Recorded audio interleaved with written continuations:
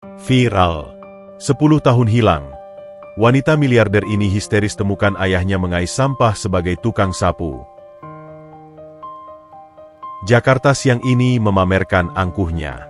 Matahari seolah bersekutu dengan aspal, memantulkan hawa panas yang membakar kulit siapapun yang tak terlindung di balik kaca gedung atau kabin kendaraan.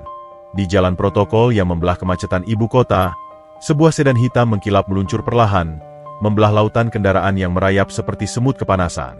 Di dalam kepompong besi seharga miliaran rupiah itu, hening bertahta. Pendingin udara berdesis halus, menciptakan benteng tak kasat mata yang memisahkan kenyamanan absolut dari kekejaman dunia luar. Amanda duduk di kursi belakang. Tubuhnya dibalut setelan blazer sutra berwarna krem, senada dengan kulitnya yang terawat tanpa celah. Tas tangan bermerek dari kulit buaya tergeletak angkuh di sebelahnya, sebuah simbol status yang bagi orang lain adalah impian, namun bagi Amanda, hanyalah benda mati yang tak bernyawa. Wajahnya, yang dipoles riasan flawless, menatap kosong keluar jendela. Di mata dunia, Amanda adalah definisi kesempurnaan, muda, kaya raya, dan berkuasa. CEO dari perusahaan properti raksasa yang mewarisi kerajaan bisnis. Namun, tidak ada yang tahu bahwa di balik tatapan mata yang tajam itu, tersimpan jiwa yang kerontang, sebuah padang pasir tandus yang merindukan hujan kasih sayang. 10 tahun.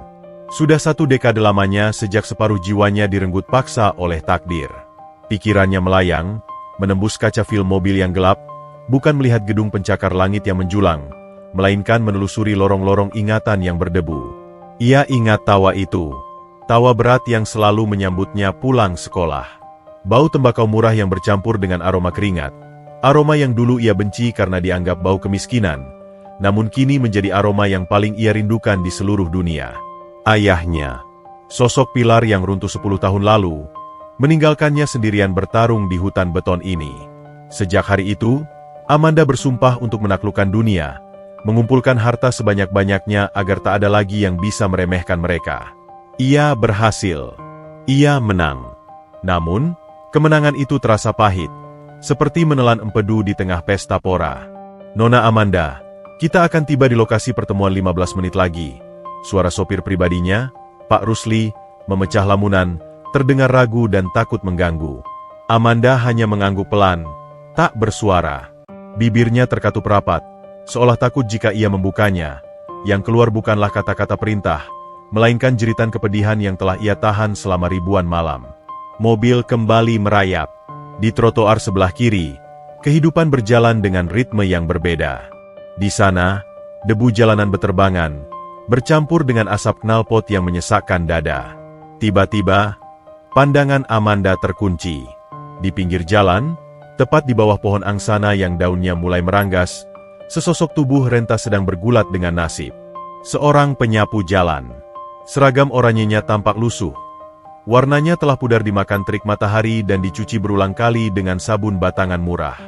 Punggung itu melengkung, membungkuk dalam posisi yang menyakitkan, seolah memikul beban dosa seluruh penduduk kota ini. Tangan tuanya yang keriput dan legam mencengkeram gagang sapu lidi yang kasar. Srek, srek, srek. Suara sapuan itu tidak terdengar oleh Amanda karena kekedapan mobil mewahnya, namun imajinasinya, atau mungkin memorinya, memutar suara itu dengan sangat jelas di telinganya. Irama yang monoton. Irama perjuangan. Irama bertahan hidup. Amanda menahan napas. Jantungnya berdegup kencang, memukul-mukul rusuknya dengan liar. Ada sesuatu pada lelaki tua itu. Bukan wajahnya, karena wajah itu tertutup topi kumal dan masker kain yang sudah melar. Tapi gerakannya. Cara dia berhenti sejenak untuk memukul pinggangnya yang mungkin terasa seperti dipatahkan. Cara dia menyeka keringat di dahi dengan punggung tangan, sebuah gerakan sederhana yang begitu syarat akan kelelahan, namun juga penuh dengan kehormatan. Pak Rusli, berhenti, perintah Amanda. Suaranya serak, mengejutkan dirinya sendiri. Maaf, Nona, tapi kita tidak boleh berhenti di bahu jalan protokol ini. Ada rambu dilarang. Ku bilang berhenti. Bentakan itu meluncur tanpa kendali. Amanda jarang berteriak. Ia adalah pemimpin yang dingin, bukan emosional. Namun kali ini, pertahanan dirinya retak. Pak Rusli, dengan panik, Segera menepikan mobil mewah itu ke sisi jalan, menyalakan lampu hazard, mengabaikan klakson protes dari kendaraan di belakangnya. Amanda tidak menunggu Pak Rusli membukakan pintu. Jemarinya yang lentik gemetar saat menarik tuas pintu. Pintu terbuka. Seketika itu juga, benteng kenyamanannya runtuh. Udara panas Jakarta langsung menampar wajahnya, membawa serta bau aspal panas dan debu. Kebisingan kota, deru mesin, klakson yang bersahutan, teriakan pedagang asongan, menyerbu telinganya tanpa ampun. Namun, Amanda tidak peduli. Kakinya yang dibalut stiletto mahal menapak ke aspal yang kasar dan berdebu. Kontras yang menyakitkan. Sepatu seharga gaji setahun penyapu jalan itu kini mencium tanah yang sama. Ia berdiri di sana, di samping mobilnya yang mengkilap, terpaku menatap punggung tua itu. Jarak mereka hanya beberapa meter, namun rasanya seperti terpisah dua dimensi yang berbeda. Dimensi kemewahan yang hampa, dan dimensi kemiskinan yang nyata. Lelaki tua itu belum menyadari keberadaan Amanda. Ia masih sibuk dengan tugasnya, mengumpulkan daun-daun kering dan sampah plastik bekas minuman ke dalam pengki bambu. Gerakannya lambat, sangat lambat. Setiap ayunan sapu tampak membutuhkan upaya yang luar biasa besar, seolah sisa tenaga di tubuh ringki itu sedang diperas hingga tetes terakhir. Mata Amanda mulai memanas. Pandangannya mengabur. Air mata yang selama ini ia bendung dengan beton kesombongan, kini mendesak keluar, menjebol pertahanan. Ia melihat bayangan masa lalu pada punggung bungkuk itu. Ia melihat ayahnya. Ayahnya yang dulu bekerja serabutan, melakukan apa saja, menjadi kuli panggul, tukang parkir, bahkan pemulung, demi membelikan Amanda buku sekolah dan susu. Kenangan itu menghantamnya seperti ombak pasang. Ingatan tentang bagaimana ayahnya pulang dengan baju basah kuyup karena hujan, namun tetap tersenyum lebar sambil mengeluarkan sebungkus martabak manis yang sudah dingin dari balik jaketnya. "Untuk Tuan Putri Ayah," katanya dulu. Suara itu terngiang, bergema di kepalanya, lebih keras dari bising klakson manapun. Amanda meremas tas tangannya hingga buku-buku jarinya memutih. Hatinya menjerit pilu. Apa gunanya semua uang ini, Ayah? Apa gunanya aku bisa membeli seluruh restoran di kota ini, jika aku tidak bisa membelikanmu makan malam lagi? Apa gunanya rumah besar itu jika setiap malam aku pulang ke dalam kesunyian yang mencekik? Kekayaan telah memberinya segalanya, kecuali satu hal yang paling ia butuhkan, kehangatan. Lelaki tua penyapu jalan itu batuk. Tubuhnya terguncang hebat. Ia berhenti menyapu, bertumpu pada gagang sapunya seolah itu adalah satu-satunya tongkat penyangga hidupnya. Batuk itu terdengar kering dan menyakitkan. Amanda refleks melangkah maju satu langkah. Tangannya terulur di udara, ingin meraih, ingin menolong, namun terhenti. Rasa takut menyergapnya. Bukan takut kotor, melainkan takut pada kenyataan. Takut bahwa hatinya akan hancur berkeping-keping jika ia melihat wajah lelaki itu dan tidak menemukan apa yang ia cari, atau lebih parah lagi, menemukan apa yang paling ia takuti. Angin panas berhembus, menerbangkan beberapa helai rambut Amanda yang tertata rapi. Ia tidak membenahinya. Ia membiarkan kekacauan itu terjadi, karena di dalam dirinya, badai yang jauh lebih dahsyat sedang mengamuk. Di tengah hiruk-pikuk jalanan yang kejam, Amanda merasa kecil. Ia merasa menjadi gadis kecil miskin itu lagi, yang berdiri di pinggir jalan menunggu ayahnya pulang. Mobil mewahnya di belakang seolah mengejeknya. Benda itu adalah simbol keberhasilannya. Namun saat ini, di hadapan peluh dan debu lelaki tua itu, mobil itu tampak seperti peti mati besi yang mengurungnya dalam kesepian abadi. Sebuah pertanyaan menusuk batinnya, tajam dan tak terelakkan. Siapakah aku tanpa uangku? Apakah aku masih manusia yang memiliki hati? Ataukah aku telah berubah menjadi mesin pencetak uang yang dingin? Amanda menarik napas panjang, menghirup aroma debu yang menyengat. Aroma ini, anehnya, aroma ini memberinya sedikit rasa tenang. Ini aroma kehidupan, aroma perjuangan, aroma ayahnya. Dengan langkah gemetar, ia memutuskan untuk mendekat. Bukan sebagai CEO, bukan sebagai miliarder, tetapi sebagai seorang anak yang kehilangan arah, yang mencari jejak ayahnya dalam diri setiap lelaki tua yang ia temui di jalanan. Ia ingin melihat mata itu. Ia harus melihat mata itu. Jarak itu hanya 5 langkah. namun rasanya membentang seluas samudera keputusasaan. Setiap ketukan hak sepatu Amanda di atas aspal panas terdengar, seperti detak jam kiamat yang menghitung mundur sisa-sisa kewarasannya. Tak, tak, tak. Irama itu ganjil, merusak harmoni kebisingan jalan raya yang kasar. Di sekelilingnya, dunia terus berputar dengan kejam. Angkot yang berhenti sembarangan, pengendara motor yang memaki karena jalurnya terhalang mobil mewah Amanda, dan debu jalanan yang menari-nari mengejek kemapanan. Namun, bagi Amanda, semesta telah menyusut. Semesta kini hanya terdiri dari dirinya dan punggung ringkih berbalut seragam oranye lusuh di hadapannya. Matahari tepat di atas kepala, melelehkan bayang-bayang, membuat segalanya tampak telanjang dan tanpa perlindungan. Keringat mulai menetes dari pelipis Amanda, merusak tatanan bedak mahalnya, sebuah simbol bahwa di bawah terik matahari yang jujur, status sosial tak mampu melindunginya dari kodrat manusia biasa. Lelaki tua itu, yang sedari tadi sibuk memunguti sampah kehidupan orang lain, merasakan kehadiran asing di dekatnya. Insting kaum pinggiran yang terbiasa waspada membuatnya berhenti. Ia tidak membalikkan badan dengan cepat. Gerakannya lambat, kaku, dan penuh keraguan-raguan, seolah engsel-engsel tulangnya telah berkarat dimakan usia dan penderitaan. Perlahan, ia menegakkan tubuhnya yang bengkok. Terdengar bunyi kretek lirih dari tulang punggungnya yang protes. Ia berbalik. Waktu berhenti. Dunia senyap. Di hadapan Amanda, berdiri sesosok manusia yang seakan dipahat dari sisa-sisa kesedihan. Wajahnya sebagian besar tertutup masker kain biru yang sudah berubah warna menjadi abu-abu karena debu, dan topinya ditarik rendah menutupi dahi. Namun, ada satu hal yang tidak bisa disembunyikan oleh kain seburuk apapun. Ada satu hal yang telanjang dan jujur, menembus pertahanan Amanda bagaikan anak panah api yang melesat tepat ke jantung. Mata itu. Amanda terpaku. Napasnya tercekat di tenggorokan, membentuk gumpalan nyeri yang tajam. Ia menatap sepasang bola mata yang keruh itu, sepasang telaga tua yang airnya hampir kering. Di sana, di balik kelopak mata yang kendur dan dihiasi kerutan dalam, jejak cakar waktu yang tak kenal ampun, Amanda melihat pantulan jiwanya sendiri. Itu bukan sekadar mata orang asing. Itu adalah mata yang menyimpan ribuan senja yang kelabu. Mata yang memiliki warna coklat gelap, persis seperti warna tanah basah setelah hujan pertama, warna yang selalu Amanda cintai saat ia masih kecil. Di sudut mata itu, terdapat guratan-guratan halus, crow's feet yang terbentuk bukan karena terlalu banyak tertawa, melainkan karena terlalu sering menyipit menahan silau matahari dan perihnya nasib. Ada kelembutan yang aneh di sana, terselip di antara kelelahan yang purba.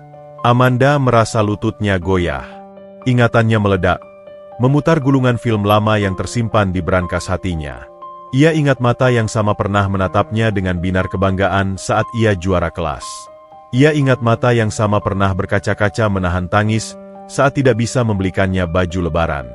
Mata itu, mata yang selalu berbicara lebih jujur daripada mulut yang sering terkunci rapat demi menjaga harga diri. Ayah. Kata itu tidak terucap. Kata itu hanya bergema di ruang hampa kepalanya, menjerit-jerit meminta dilepaskan. Namun lidah Amanda keluh, terkunci oleh keraguan yang menyiksa. Tidak mungkin, logikanya memberontak. Ayah sudah pergi. Ayah meninggalkanmu. Orang ini hanyalah gelandangan yang kebetulan memiliki tatapan yang sama. Namun hati kecilnya, kompas nurani yang tidak pernah bisa dibohongi, berteriak lain. Hati mengenali pemiliknya, bahkan ketika raga telah berubah menjadi asing.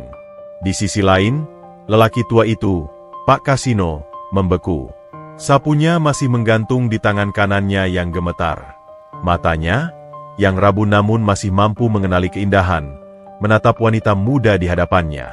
Ia melihat sutra yang membalut tubuh wanita itu, melihat kulitnya yang bercahaya, melihat aura kekuasaan yang menguar darinya. Seorang putri raja, seorang dewi yang turun ke jalanan kotor. Namun, saat tatapan mereka terkunci, Pak Kasino merasakan sengatan listrik yang melumpuhkan sarafnya. Ia mengenali tatapan itu. Tatapan mata yang keras kepala, dagu yang sedikit terangkat, dan binar mata yang selalu menuntut jawaban. Itu adalah tatapan gadis kecilnya. Gadis kecil yang 10 tahun lalu ia gendong di pundaknya untuk melihat pawai kemerdekaan. Gadis kecil yang ia tinggalkan di panti asuhan dengan hati yang dicincang, demi menyelamatkan masa depannya dari kemelaratan yang ia derita. Amanda? Nama itu bergaung di rongga dada Pak Kasino yang ringkih, menghantam dinding jantungnya yang lemah. Rasa rindu yang selama 1 dekade ia kubur di bawah tumpukan sampah kota, tiba-tiba meledak keluar, menyesakkan napasnya. Ingin rasanya ia berlari, memeluk kaki putrinya, mencium keningnya, dan mengatakan betapa ia merindukannya setiap detik, setiap tarikan napas. Namun, detik berikutnya, realitas menamparnya dengan keras. Ia melihat tangannya sendiri. Tangan yang kotor, hitam, berdaki, dengan kuku-kuku yang pecah. Ia melihat seragam oranyenya yang bau keringat basi. Ia mencium aroma busuk sampah yang melekat di kulitnya seperti kutukan abadi. Lalu ia melihat Amanda lagi. Bersih, wangi, sempurna. Rasa malu itu datang seperti gelombang tsunami, menggulung habis kerinduannya. Pak Kasino mundur selangkah. Kakinya menyeret aspal, menciptakan bunyi gesekan yang menyilu. Ia tidak boleh dikenali. Ia tidak boleh menghancurkan hidup anaknya yang sudah sukses. Bagaimana mungkin seorang CEO terhormat memiliki ayah seorang tukang sapu jalanan yang menjijikan? Ia adalah noda. Ia adalah aib. Kehadirannya hanya akan mencoreng wajah cantik itu dengan lumpur kehinaan. Jangan tatap aku, nak. Jangan lihat ayahmu yang gagal ini. Anggap aku tidak ada. Anggap aku hanya debu. Dengan gerakan gemetar dan panik, Pak Kasino menundukkan kepalanya dalam-dalam. Ia menarik topi kumalnya lebih rendah lagi, berusaha menyembunyikan wajahnya, menyembunyikan identitasnya, menyembunyikan dosa-dosanya. Ia berbalik badan dengan kasar, memunggungi Amanda, seolah memunggungi matahari karena ia hanyalah makhluk yang layak hidup dalam kegelapan. Maaf, Nyonya, maaf, saya cuma numpang lewat. Suaranya parau, pecah, dan sengaja ia samarkan agar terdengar asing. Suara yang keluar dari tenggorokan yang kering kerontang. Ia mulai menyapu dengan membabi buta. Srek, srek, srek. Gerakannya kasar, tidak berirama, hanya pelampiasan dari kepanikan yang memuncak. Ia menyapu debu yang tak terlihat, hanya untuk menyibukkan diri, hanya untuk membangun tembok pembatas agar Amanda tidak mendekat lagi. Amanda tersentak mendengar suara itu. Serak, hancur, namun intonasinya, getarannya. Jantung Amanda berhenti berdetak sesaat. Ia tahu suara itu. Meski telah dimakan usia dan rokok, nada rendah di akhir kalimat itu adalah nada yang sama yang dulu mendongengkan cerita kancil sebelum ia tidur. Keraguan di hati Amanda mulai retak, digantikan oleh keyakinan yang mengerikan. Ia melihat tangan tua itu gemetar hebat saat memegang sapu. Bukan gemetar karena tua, tapi gemetar karena ketakutan. Ketakutan yang amat sangat. Kenapa dia takut? Kenapa dia menghindar? Amanda merasakan kakinya melangkah sendiri, di luar kendali otaknya. 1 langkah lagi. Ia harus memastikan. Ia harus melihat wajah di balik masker itu. Rasa penasaran bercampur harapan dan kemarahan bergejolak di dadanya, menciptakan badai emosi yang siap meledak. Pak, panggil Amanda. Suaranya bukan lagi suara CEO yang tegas. Itu adalah suara anak kecil yang hilang di pasar malam. Lirih, bergetar, penuh harap. Punggung lelaki itu menegang kaku, seolah baru saja dicambuk. Ia tidak menoleh. Ia justru mempercepat gerakan sapunya, bergerak menjauh, menyeret langkahnya yang pincang. Ia ingin lari. Ia ingin menghilang di telan bumi saat ini juga. Tapi Amanda tidak bisa membiarkannya pergi. Tidak kali ini. Tidak setelah 10 tahun ia mencari jawaban di setiap wajah orang asing. Ia telah menemukan potongan puzzle yang hilang dari jiwanya, dan ia tidak akan membiarkannya tersapu angin begitu saja. Angin jalanan berhembus lagi, lebih kencang, menerbangkan debu dan daun kering di antara mereka. Di tengah hiruk-pikuk kota Jakarta yang tak pernah peduli pada air mata, sebuah drama bisu sedang dimainkan. Seorang anak yang mengejar bayangan masa lalunya, dan seorang ayah yang berlari dari kenyataan masa kini. Jarak fisik mereka dekat, namun dinding rasa malu dan status sosial menjulang tinggi, menghalangi raga untuk bersatu. Matahari semakin terik, seolah ingin membakar habis semua kepalsuan yang ada di dunia ini, menyisakan hanya kebenaran yang telanjang dan menyakitkan. Punggung itu, Cara bahu kiri lelaki tua itu merosot lebih rendah daripada bahu kanannya saat ia menyeret langkah menjauh. Adalah kunci yang membuka gerbang bendungan ingatan Amanda. Gerakan itu spesifik. Sebuah cacat postur yang tidak lahir dari kemalasan, melainkan dari beban berat yang dipikul selama bertahun-tahun demi menopang langit kecil di atas kepala putrinya. Matahari di jalan protokol seolah meredup, digantikan oleh cahaya lampu minyak tanah yang temaram di sebuah gubuk reot di pinggiran rel kereta api 15 tahun yang lalu. Kebisingan klakson lenyap, berganti dengan suara rintik hujan yang menghantam atap seng berkarat. Tik, tik, tik. Irama kemiskinan yang selalu menemani tidur malam mereka. Amanda tidak lagi berdiri di samping mobil mewahnya. Ia kembali menjadi Manda, gadis kecil kurus berambut kepang dua dengan baju yang warnanya sudah pudar. Malam itu hujan turun dengan amarah yang luar biasa. Air hitam dari selokan meluap, membanjiri lantai tanah rumah petak mereka setinggi mata kaki. Dingin menusuk tulang, menembus dinding triplek yang berlubang dimakan rayap. Manda kecil meringkuk di atas dipan kayu satu-satunya, memeluk lutut, menggigil bukan hanya karena dingin, tapi karena ketakutan. Suara guntur menggelegar, seolah raksasa jahat sedang berpesta di langit. Perutnya berbunyi, sebuah orkestra kelaparan yang memalukan. Lalu, pintu kayu yang engselnya sudah longgar itu terbuka. Angin kencang menerobos masuk, hampir mematikan api pelita. Di ambang pintu, berdiri sosok itu. Ayah. Tubuhnya basah kuyup. Air hujan menetes dari ujung rambutnya yang gondrong dan belum sempat dicukur. Ia tidak membawa payung. Jaket kulit imitasi yang ia kenakan sudah terkelupas di sana-sini. Namun bagi Manda, itu adalah jubah pahlawan super paling gagah di dunia. Manda? Tuan Putri, ayah belum tidur. Suaranya berat, namun sehangat selimut tebal. Ayah tidak langsung masuk. Ia melepas sepatu bot karetnya yang penuh lumpur di luar, tak ingin menambah kotor lantai yang sudah menjadi kolam lumpur. Dengan langkah hati-hati, ia masuk, membawa serta aroma khas yang selalu Manda ingat. Aroma hujan, keringat asin, dan sedikit bau besi dari rongsokan yang ia kumpulkan seharian. Ayah. Manda takut. Cicit Manda. Suaranya hampir tak terdengar di telan suara hujan. Ayah tersenyum. Senyum yang membuat kerutan di sekitar matanya menyipit. Senyum yang seolah berkata bahwa badai hanyalah angin sepau-sepau. Ia mendekat ke dipan. Tidak peduli celana panjangnya basah terkena air banjir. Ia duduk di tepi dipan, membuat kayu tua itu berderit protes. Tangan besarnya yang kasar, penuh kapalan dan noda oli yang tak bisa hilang meski disikat, mengusap kepala Manda dengan kelembutan yang kontradiktif. Jangan takut. Selama ada ayah, petir pun gak berani nyentuh Manda. Ayah sudah marahin awannya tadi. Candanya, mencoba menghibur. Manda tertawa kecil. Tawa yang terdengar sangat berharga di tengah kesuraman malam itu. Ayah bawa sesuatu, bisiknya penuh rahasia. Dari balik jaketnya yang basah, ayah mengeluarkan bungkusan plastik hitam kecil. Ia membukanya perlahan, seolah sedang membuka peti harta karun. Di dalamnya, ada 2 bungkus nasi kucing dan sebutir telur dadar yang dibagi 2. Masih hangat. Uapnya mengepul, membawa aroma surga bagi perut yang lapar. Makanlah. Tadi ayah bantu dorong mobil mogok, orangnya kasih uang lebih, katanya bangga. Padahal Manda tahu, ayah mungkin menahan lapar seharian demi membelikan lauk telur itu. Biasanya mereka hanya makan nasi dengan garam atau kerupuk blek. Mereka makan dalam diam, diterangi cahaya pelita yang menari-nari di tiup angin. Manda makan dengan lahap, sementara ayah makan perlahan, sesekali menyisihkan bagian telur miliknya ke piring Manda saat Manda tidak melihat. Makan yang banyak biar cepat besar, gumam ayah.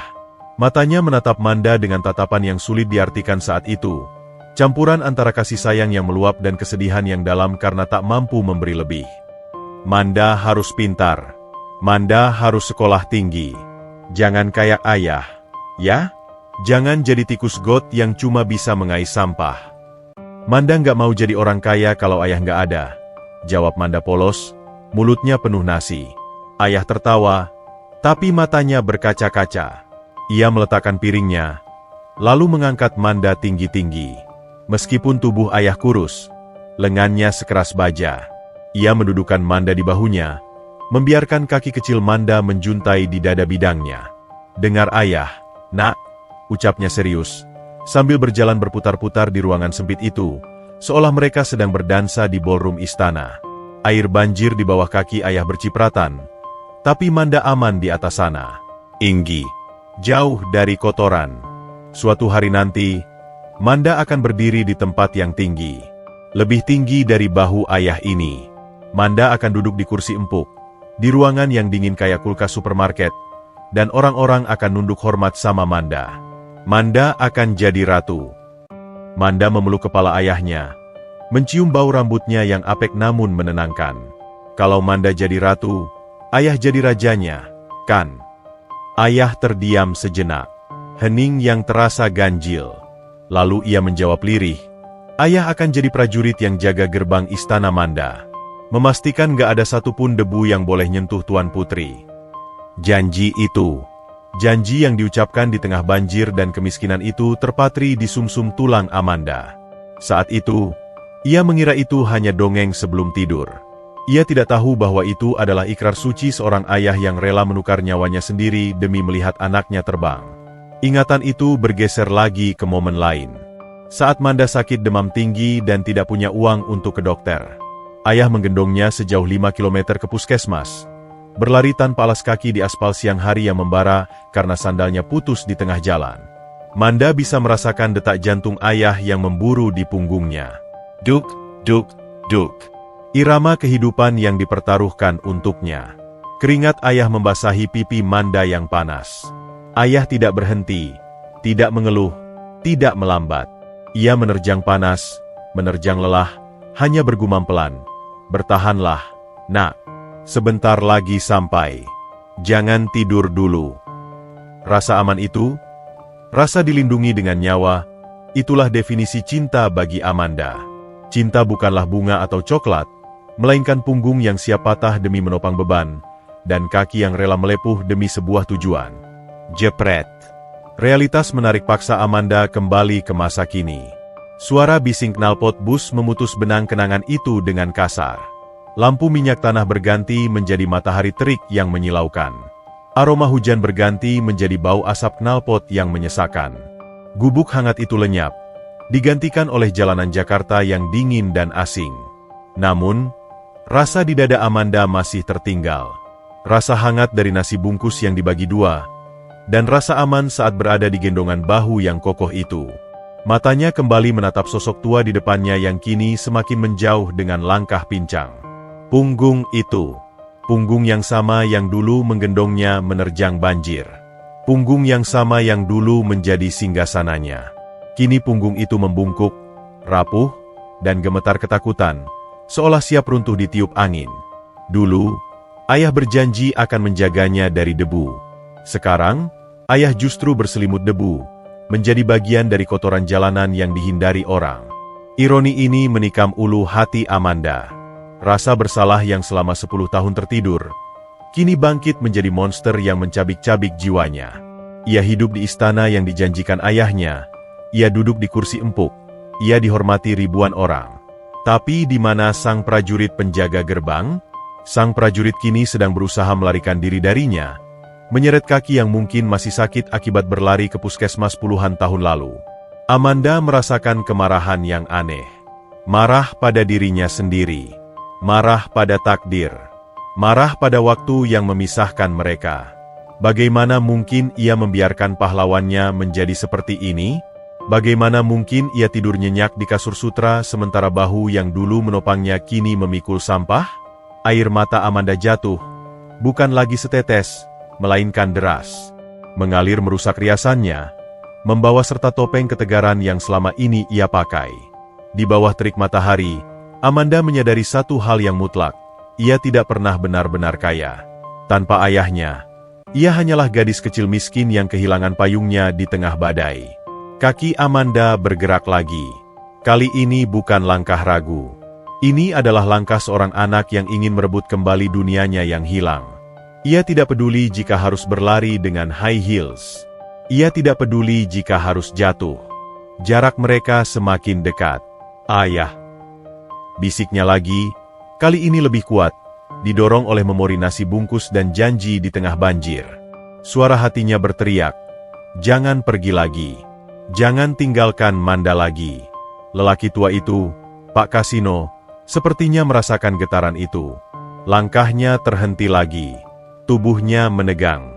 Ia tahu ia tidak bisa lari dari masa lalu, terutama ketika masa lalu itu datang dengan wajah penuh air mata yang begitu ia cintai. Jarak itu kini habis. 0 sentimeter. Tangan Amanda yang halus, yang terbiasa memegang pena emas dan gelas kristal, kini mendarat di lengan kurus itu. Bukan sentuhan ragu, melainkan cengkeraman putus asa. Kulit yang ia sentuh terasa kasar, kering, dan panas terbakar matahari. Di balik kain seragam yang tipis dan lembab itu, Amanda bisa merasakan tulang yang menonjol tajam, seolah daging telah lama menyerah untuk membungkusnya. "Berhenti!" teriak Amanda. Suaranya pecah di antara deru mesin truk kontainer yang melintas. Sentuhan itu bekerja seperti sengatan listrik tegangan tinggi. Tubuh Pak Kasino tersentak hebat. Sebuah refleks pertahanan diri dari makhluk yang terbiasa diusir dan dihardik. Ia mencoba menarik lengannya, meronta seperti burung pipit yang tertangkap jaring pemburu. Tenaganya lemah, namun kepanikan memberinya kekuatan semu. "Lepaskan. Tolong, Nyonya. Saya tidak mencuri. Saya cuma menyapu," serunya panik. Suaranya bergetar hebat di balik masker kain yang kotor. Matanya liar, melihat ke kiri dan ke kanan. Takut ada satpam atau polisi yang akan menyeretnya karena berani bersentuhan dengan wanita kaya. Ia masih mencoba bermain peran.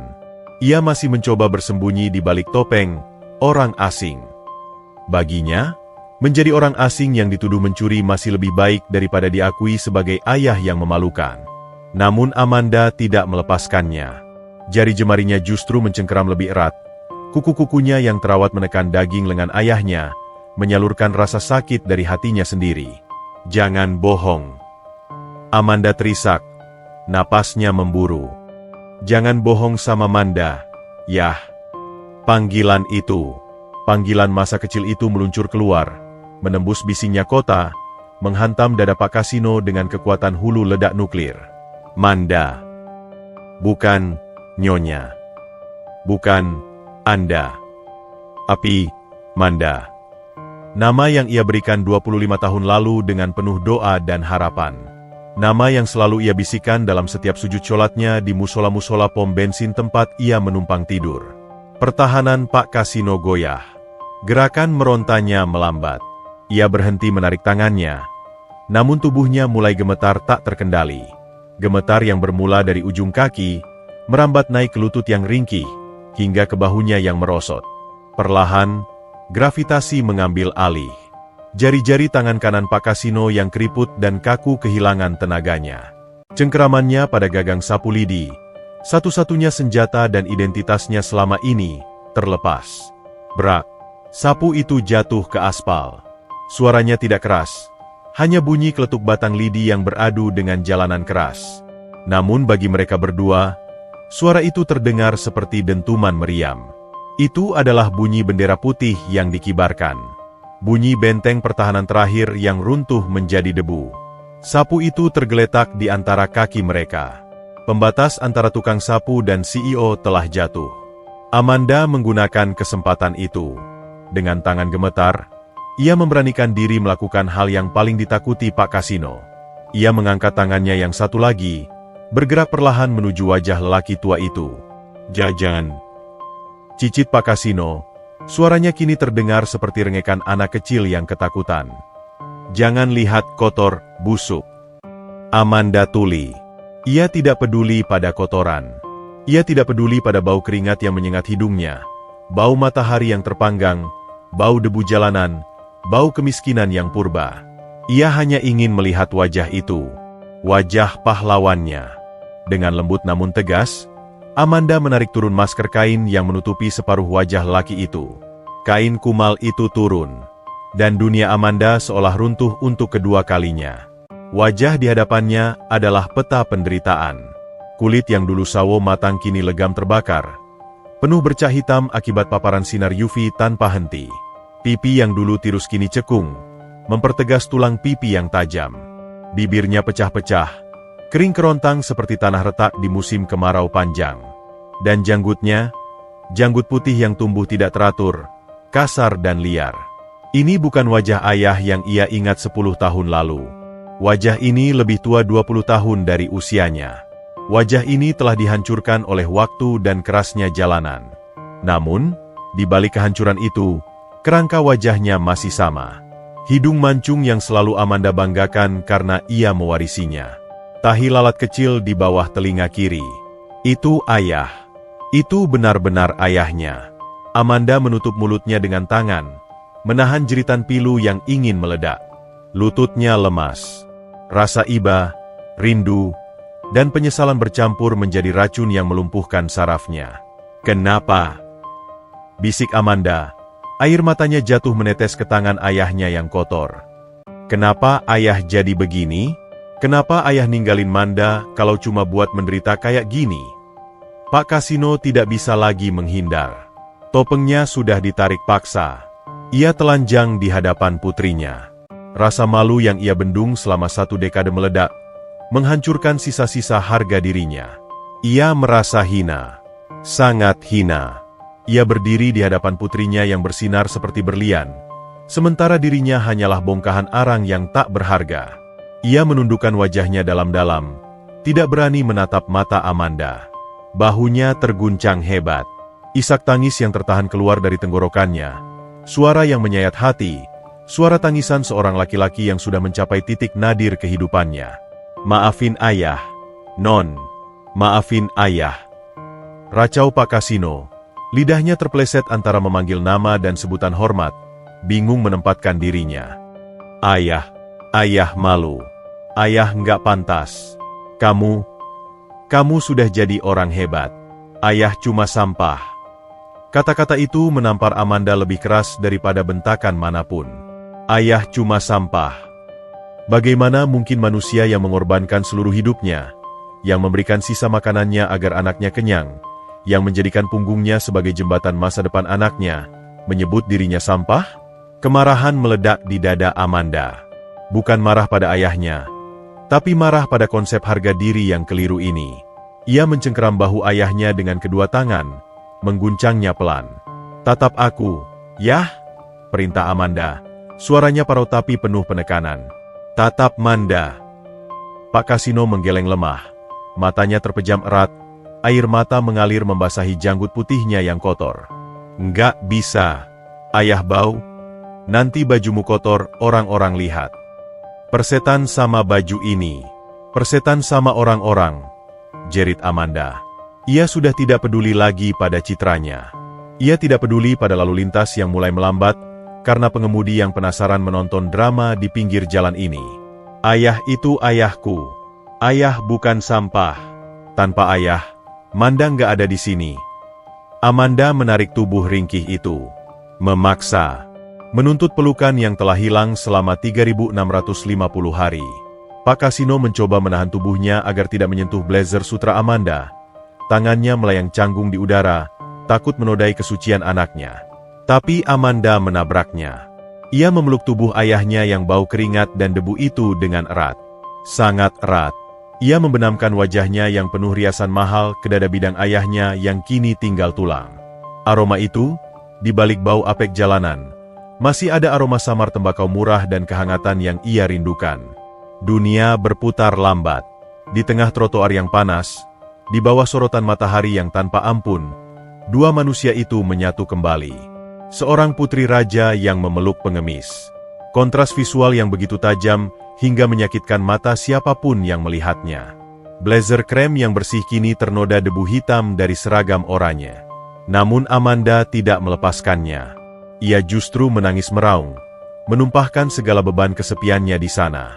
"Ayah jahat. Ayah jahat pergi ninggalin Manda." Racau Amanda di dada ayahnya. Suaranya terendam kain baju yang lusuh. "Manda cari ayah. Manda tunggu ayah setiap hari." Pertahanan Pak Kasino hancur lebur. Tangan tuanya yang kasar dan gemetar akhirnya menyerah.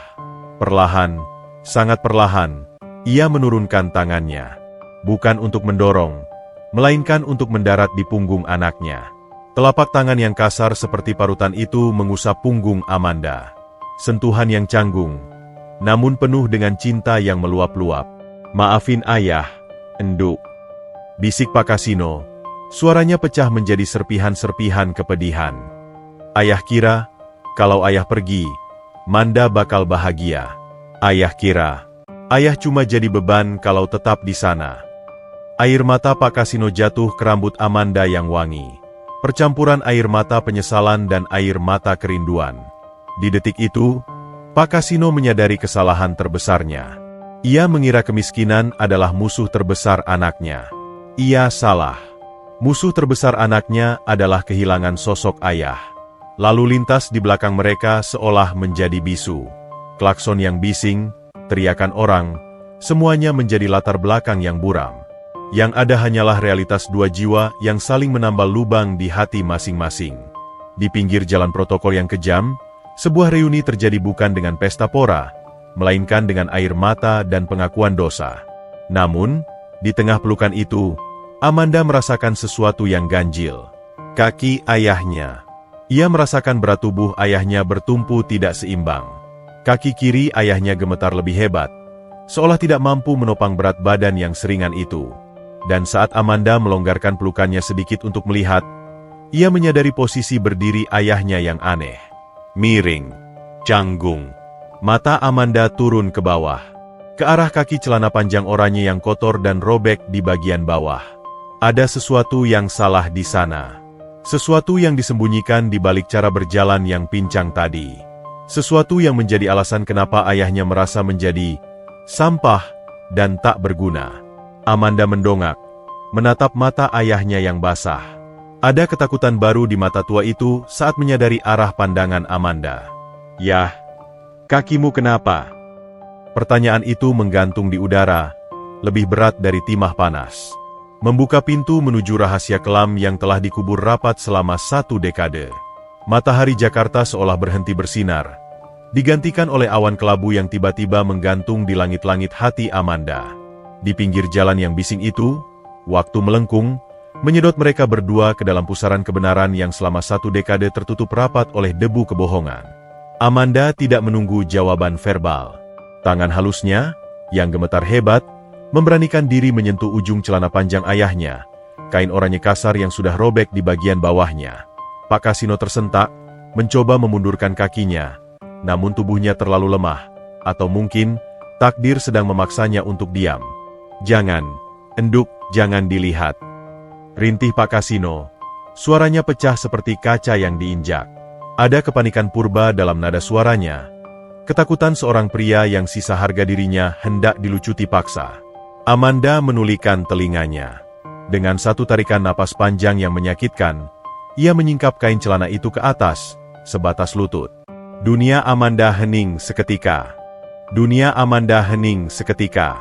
Suara klakson, teriakan pedagang, deru mesin, semuanya lenyap. Yang ada hanyalah visual mengerikan yang terpampang di depan matanya, menghantam retina dan menembus langsung ke ulu hati. Kaki kiri itu bukan lagi kaki manusia yang utuh.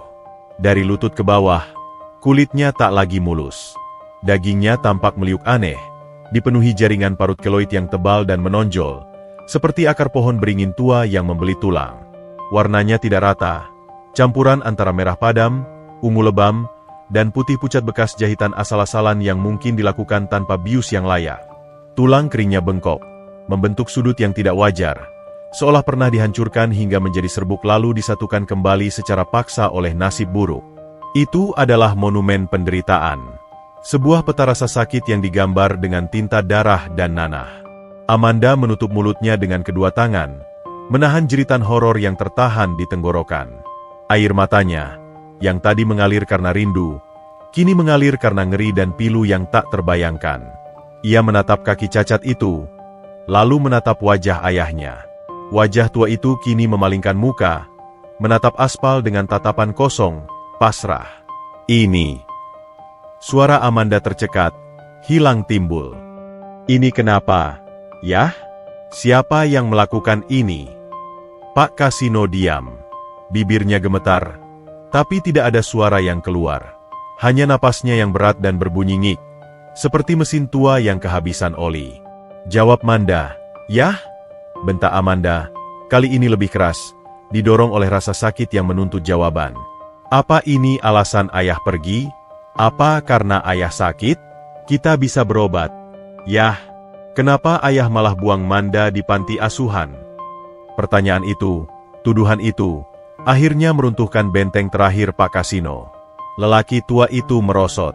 Kakinya yang cacat tak lagi kuat menopang berat beban kenangan. Ia jatuh terduduk di trotoar panas, membiarkan debu jalanan mengotori celananya.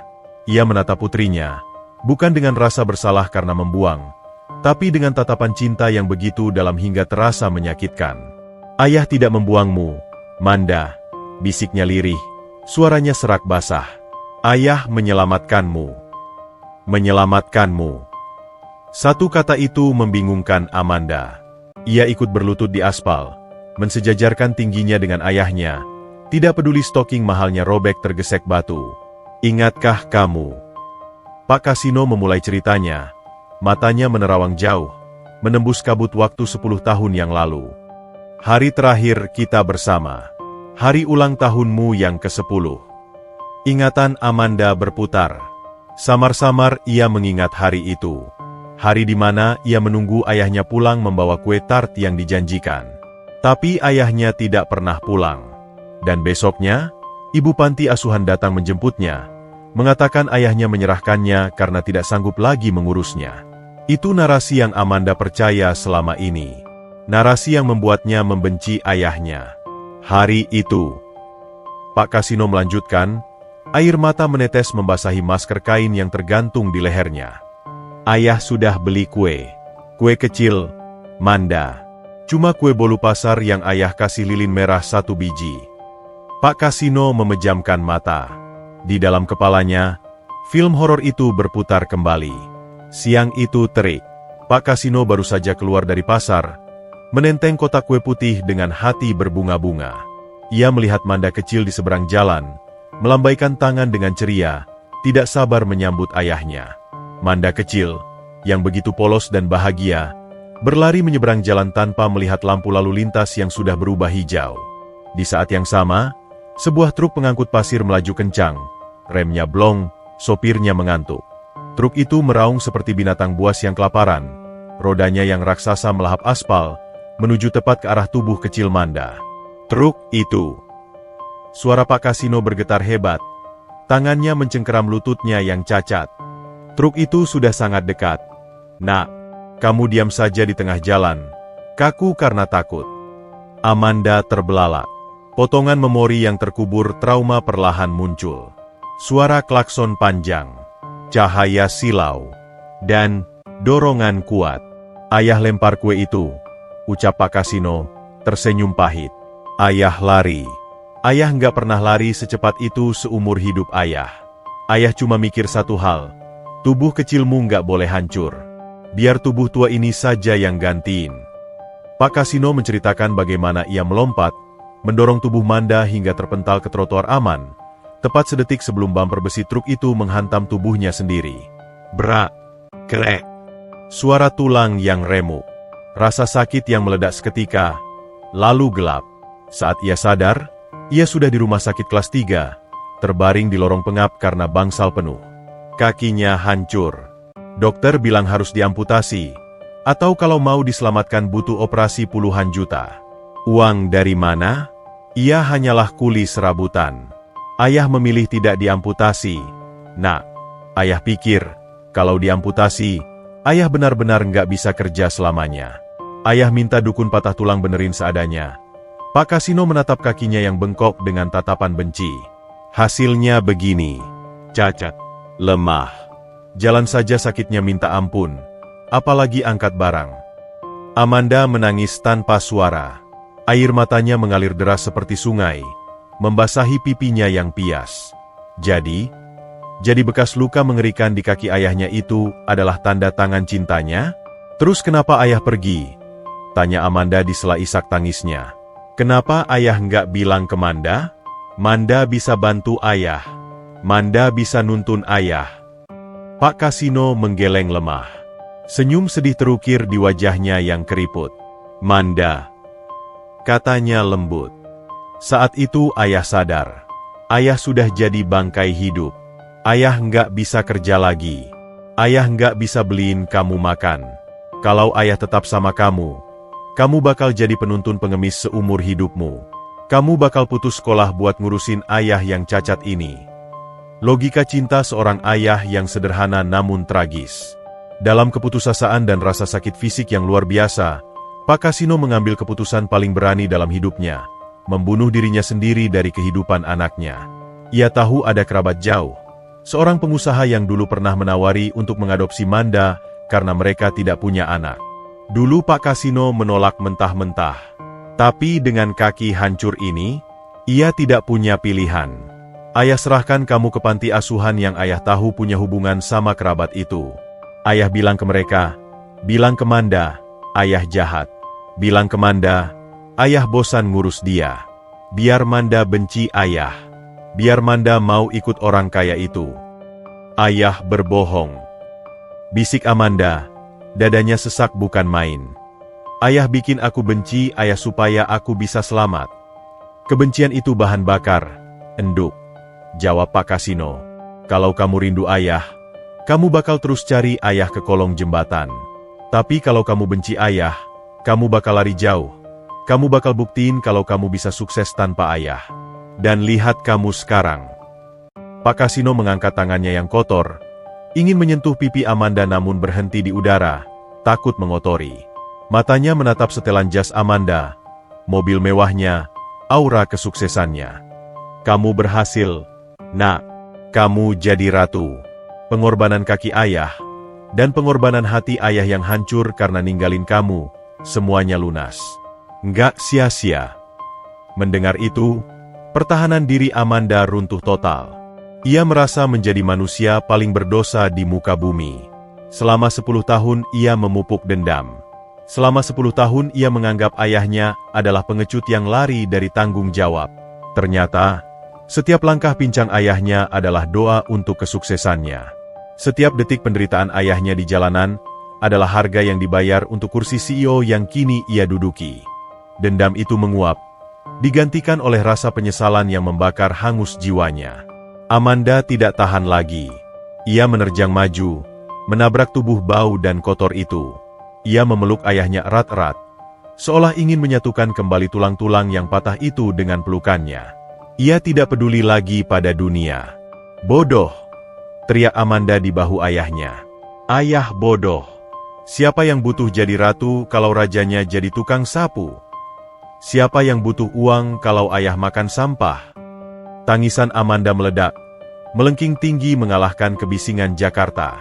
Itu adalah tangisan seorang anak yang baru saja menyadari bahwa surga yang ia cari selama ini ternyata ada di telapak kaki seorang penyapu jalan yang cacat. Pak Kasino hanya bisa pasrah. Ia membiarkan air mata tuanya jatuh, membasahi rambut putrinya yang wangi.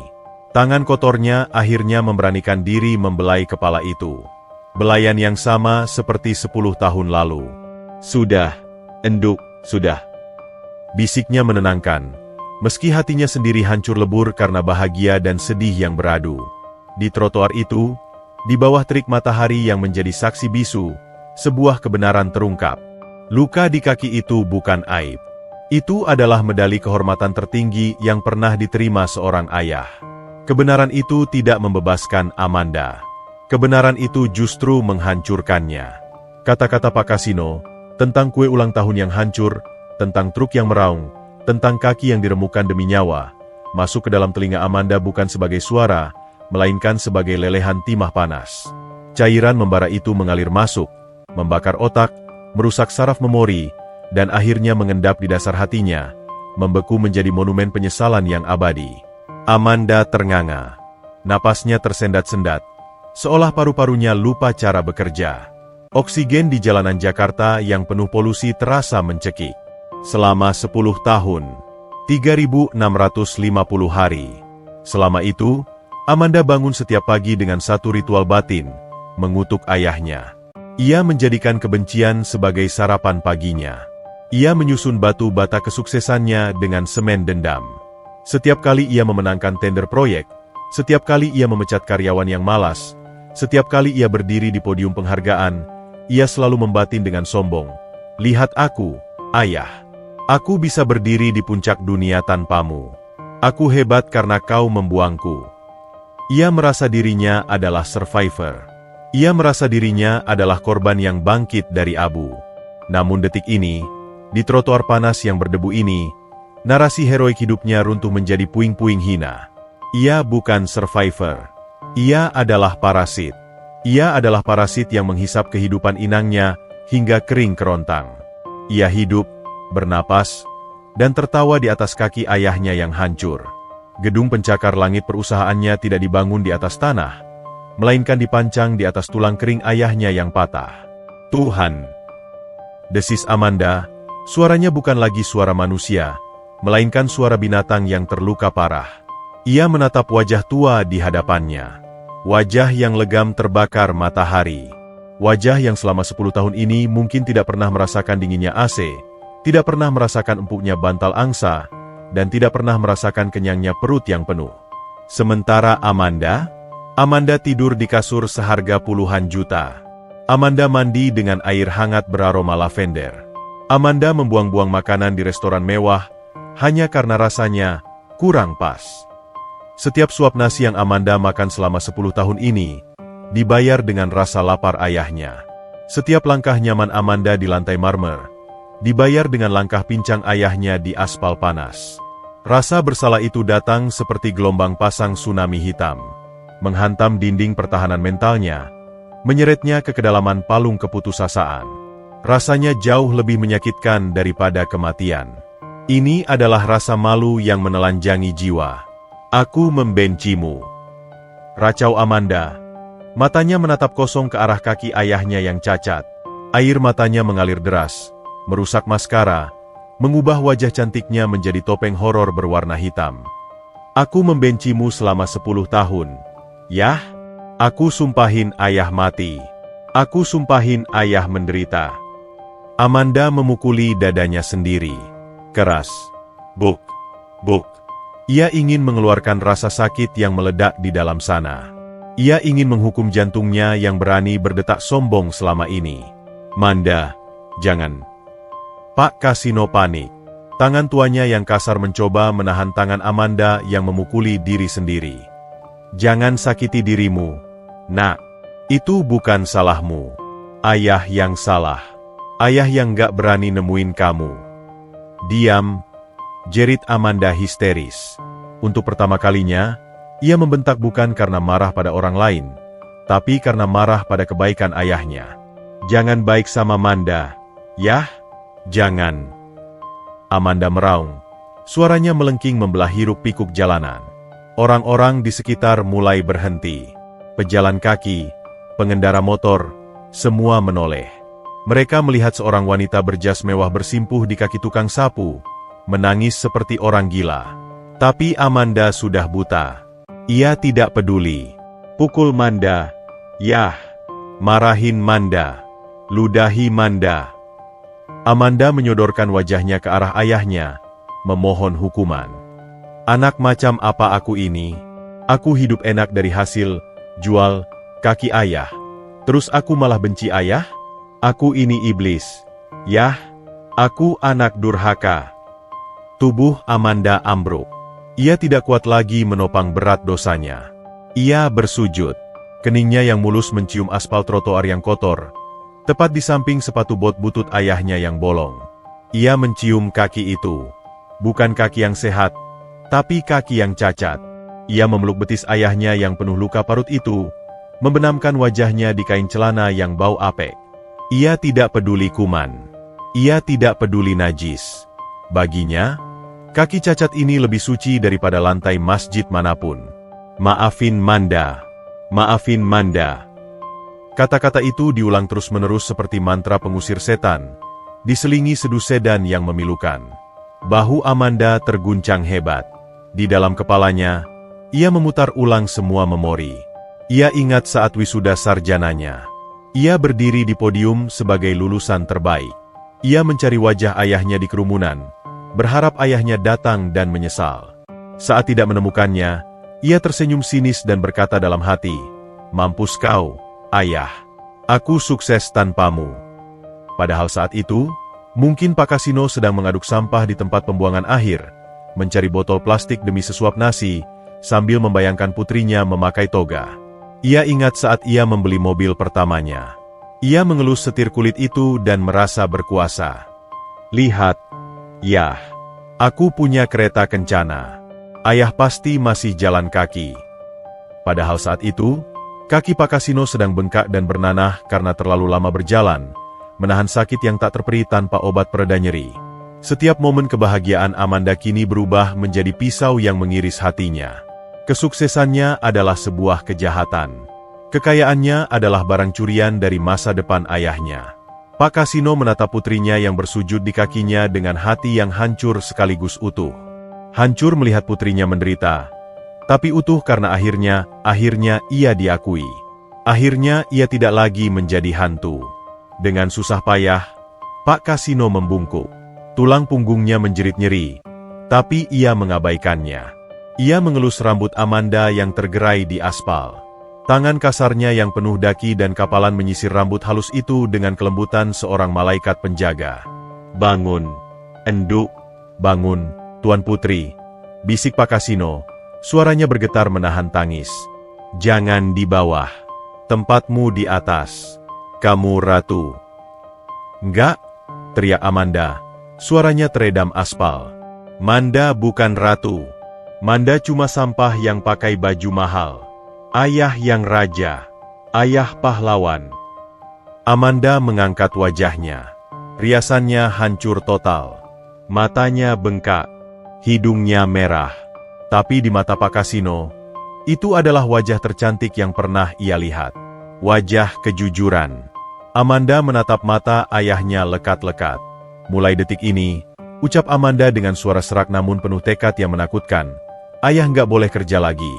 Ayah nggak boleh pegang sapu itu lagi. Kalau ayah pegang sapu itu, Manda bakal bakar semua uang Manda. Manda bakal bakar gedung kantor Manda. Ancaman itu terdengar gila, tapi sorot mata Amanda menunjukkan ia tidak main-main. Rasa bersalah telah bermetamorfosis menjadi obsesi penebusan dosa. Manda akan ganti kaki ayah. Lanjutnya, mencengkeram lutut ayahnya. Manda akan jadi kaki ayah. Manda akan gendong ayah kalau perlu. Tapi tolong jangan suruh Manda pergi lagi. Jangan suruh Manda benci ayah lagi. Manda nggak kuat. Yah, Manda kangen. Tangisnya pecah lagi. Kali ini lebih lunak, lebih menyerah. Ia merangkul pinggang kurus ayahnya, membenamkan wajahnya di perut ayahnya yang keroncongan.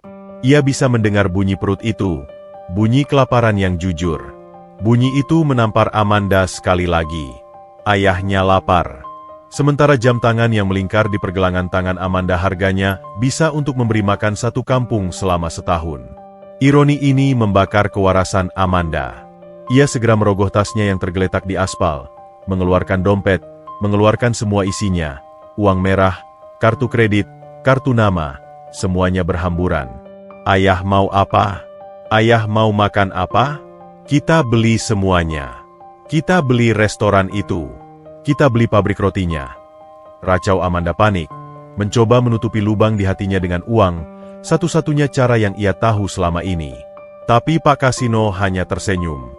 Ia mengambil tangan Amanda, menutup telapak tangan putrinya yang memegang uang, dan perlahan menurunkannya. Ayah nggak butuh itu, Enduk, kata Pak Kasino lembut. Tatapannya teduh seperti telaga di tengah hutan. Ayah cuma butuh kamu tahu. Kalau ayah sayang kamu, itu saja. Uangmu simpan saja. Ayah sudah kenyang melihat kamu sehat. Kalimat sederhana itu, kalimat yang menolak materi demi kasih sayang murni. Itu adalah pukulan terakhir yang merobohkan ego Amanda hingga rata dengan tanah. Di hadapan cinta ayahnya yang seluas samudra, kekayaan Amanda hanyalah setetes air keruh yang tak berarti. Amanda menyadari, ia miskin. Sangat miskin. Ia memiliki segalanya, tapi ia miskin cinta. Dan ayahnya, yang tidak memiliki apa-apa, adalah orang terkaya di dunia karena hatinya yang seluas langit. Hari ini, sang CEO mati, dan sang anak terlahir kembali. Dunia tidak pernah berhenti berputar hanya karena satu hati sedang hancur. Justru, dunia semakin bising, semakin lapar akan tontonan. Lingkaran manusia mulai terbentuk di sekeliling mereka. Awalnya hanya 1-2 pengemudi ojek online yang menepi karena penasaran. Lalu pejalan kaki yang berhenti melangkah. Kemudian, kaca-kaca mobil di jalan protokol mulai turun, menampakkan wajah-wajah ingin tahu yang merekam kejadian itu dengan ponsel pintar mereka. Di mata mereka, ini adalah anomali yang membingungkan. Seorang wanita karir dengan blazer seharga motor baru, sedang bersimpuh menyembah seorang tukang sapu jalanan yang dekil di atas aspal yang melelehkan sol sepatu. Bisik-bisik mulai berdengung seperti lebah. Itu kenapa? Tabrakan. Gila kali perempuannya. Masa peluk-peluk gelandangan. Konten kali, buat sosial media. Biar viral. Suara-suara sumbang itu melayang di udara, bercampur dengan debu dan asap. Bagi Pak Kasino, suara-suara itu adalah cambuk api. Ia merasa ditelanjangi di depan umum. Ia merasa menjadi noda hitam yang merusak pemandangan putih bersih putrinya. "Nona, bangun." Bisik Pak Kasino panik. Ia mencoba menarik tangannya yang dicengkeram Amanda. Namun putrinya itu memiliki kekuatan yang lahir dari keputusasaan. Orang-orang lihat, "Nona, mal, nanti dikira Nona gila. Nanti harga diri Nona jatuh." Amanda mendongak. Matanya yang merah dan bengkak menyapu kerumunan itu dengan tatapan nyalang. Tatapan seekor singa betina yang terluka namun siap membunuh siapa saja yang mengganggu anaknya. Atau dalam hal ini, ayahnya. "Biar mereka lihat," teriak Amanda. Suaranya parau namun menggelegar, membungkam bisik-bisik di barisan depan. "Biar seluruh dunia lihat." Lanjutnya, kembali menatap wajah ayahnya. "Biar mereka tahu kalau wanita yang mereka anggap sukses ini, wanita yang mereka kagumi di majalah bisnis ini, tidak ada harganya seujung kuku pun dibanding laki-laki ini." Amanda tidak peduli lagi. Ia sudah muak dengan citra. Ia sudah muak dengan topeng, wanita besi, yang ia pakai. Hari ini, ia ingin menjadi manusia. Perlahan, dengan gerakan yang penuh takzim seolah sedang melakukan ritual ibadah paling suci, Amanda meraih tangan kanan Pak Kasino. Tangan itu kasar, kulitnya menebal seperti kulit kayu tua, kuku-kukunya hitam terselip tanah, dan baunya bau sampah yang menyengat.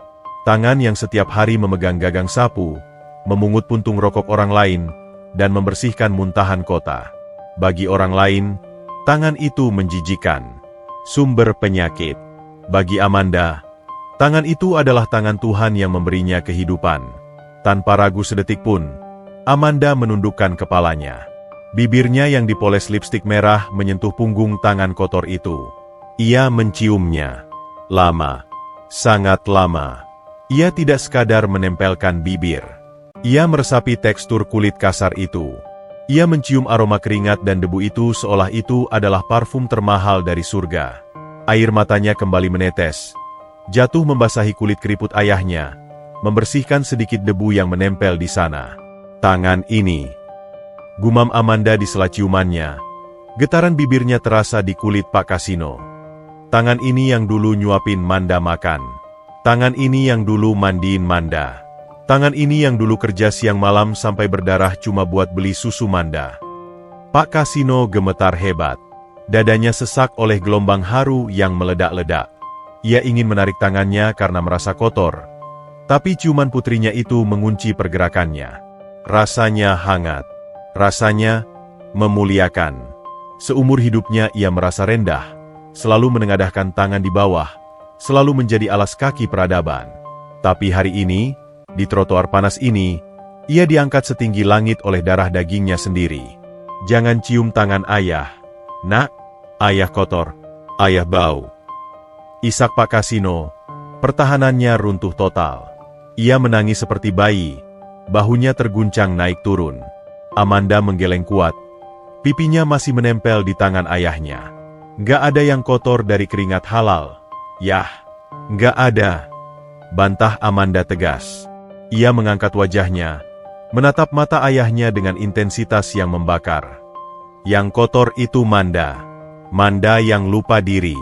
Manda yang angkuh." Tangan Manda bersih, tapi hati Manda penuh lumpur dosa sama ayah. Panas aspal mulai membakar lutut Amanda yang hanya dilapisi kain celana tipis dan stoking yang sudah robek. Perihnya menjalar, tapi Amanda menyambut rasa sakit itu. Itu adalah hukuman kecil. Itu adalah pengingat bahwa ayahnya merasakan sakit yang jutaan kali lebih parah di kakinya yang cacat setiap hari. Amanda melepaskan tangan ayahnya sejenak, lalu beralih ke kaki ayahnya. Ia mulai melepas sepatu bot karet butut yang dipakai Pak Kasino. Mau apa, Enduk? Pak Kasino kaget, mencoba menarik kakinya. Sepatu ini jelek. Sepatu ini bikin kaki ayah sakit, kata Amanda dingin, namun tangannya bekerja cepat. Ia menarik paksa bot karet yang sudah bolong itu. Saat sepatu itu terlepas, bau apek yang lebih tajam menguar. Kaus kaki Pak Kasino sudah tidak berbentuk. Warnanya kelabu kehitaman, basah oleh keringat, dan ada noda darah kering di bagian tumit. Amanda tidak jijik. Ia justru semakin hancur. Ia melihat tumit ayahnya lecet parah. Luka yang ditutup plester lusuh yang sudah hampir lepas. Ayahnya berjalan berkilo-kilometer setiap hari dengan kaki cacat dan sepatu rusak seperti ini. Dengan gerakan impulsif, Amanda melepas sepatu hak tingginya sendiri. Stiletto mahal buatan desainer Italia itu ia lempar begitu saja ke tengah jalan, tidak peduli jika dilindas mobil. Ia bertelanjang kaki di aspal. Mulai sekarang, ayah nggak perlu jalan jauh lagi, ucap Amanda. Suaranya bergetar menahan amarah pada nasib. Manda akan gendong ayah kalau perlu. Manda akan beli kursi roda emas kalau perlu. Tapi sepatu butut ini. Amanda mengambil bot karet itu dan melemparkannya ke tempat sampah di dekat mereka. Buk, itu tempatnya. Di sampah. Ayah bukan di situ. Ayah di istana. Kerumunan semakin ramai. Beberapa orang mulai merekam dengan lebih serius, menyadari bahwa ini bukan sekadar drama orang gila. Mereka melihat mobil mewah yang terparkir dengan pintu terbuka. Mereka melihat pakaian mahal wanita itu. Dan mereka mendengar kata, ayah. Narasi di kepala orang-orang mulai berubah. Dari cemoohan menjadi kekaguman. Lalu menjadi rasa malu pada diri sendiri. Mereka melihat sebuah bakti anak yang radikal, yang menampar wajah masyarakat modern yang seringkali membuang orang tua ke panti jompo atas nama kesibukan. Ayo pulang, Yah. Ajak Amanda. Ia tidak bertanya. Ia memerintah. Nada suaranya tidak menerima penolakan. Tapi kerjaan ayah. Sapu ayah. Nanti mandor marah. Pak Kasino menunjuk sapu lidinya yang tergeletak pasrah. Ketakutan orang kecil akan kehilangan pekerjaan masih menghantuinya. Bahkan di saat seperti ini. Amanda menatap sapu itu. Benda mati yang menjadi saingannya selama 10 tahun. Benda yang menemani ayahnya lebih lama daripada dirinya. Amanda berdiri, mengabaikan telapak kakinya yang mulai melepuh terkena aspal panas. Ia berjalan mengambil sapu itu. Pak Kasino mengira Amanda akan memberikannya padanya. Tapi tidak. Amanda memegang sapu itu dengan kedua tangan. Lalu dengan mengerahkan seluruh tenaga kemarahannya, ia mematahkan gagang sapu itu di lututnya. Kerak, kayu tua itu patah menjadi 2. Suaranya renyah dan final. Ayah sudah pensiun, kata Amanda dingin, melempar patahan sapu itu ke tanah. Ayah dipecat jadi tukang sapu. Sekarang ayah diangkat jadi direktur utama kehidupan Amanda. Pak Kasino ternganga. Ia tidak pernah melihat putrinya seganas ini, sekaligus seindah ini. Amanda kembali berlutut, membelakangi ayahnya. Naik, Yah, perintahnya. Hah. Naik ke punggung Manda. Manda gendong ke mobil. Ya Allah, Enduk, jangan gila. Badan ayah berat, kamu kecil. Nanti tulangmu patah. Lagian malu dilihat orang. Tolak Pak Kasino keras. Ia tidak akan membiarkan putrinya menjadi kuda tunggangan di depan umum. Amanda menoleh. Matanya berkaca-kaca tapi tajam. Dulu ayah gendong Manda lari banjir. Ayah nggak peduli tulang ayah patah. Dulu ayah gendong Manda ke puskesmas. Ayah nggak peduli kaki ayah melepuh. Sekarang giliran Manda. Yah, biar Manda rasain beratnya ayah. Biar Manda tahu rasanya jadi penopang. Nggak mau. Ayah bisa jalan sendiri. Pak Kasino bersikeras. Harga dirinya sebagai ayah melarangnya membebani fisik anaknya. Amanda terdiam sejenak. Ia sadar ia tidak bisa memaksa fisik ayahnya dengan cara kasar. Ia menghela napas panjang, mencoba menenangkan badai di dadanya. Ia berdiri, lalu mengulurkan tangannya lagi. Oke, kalau ayah nggak mau digendong, kita jalan gandengan. Tapi ayah harus tumpu berat badan ayah ke Manda. Jangan pakai kaki kiri ayah yang sakit itu.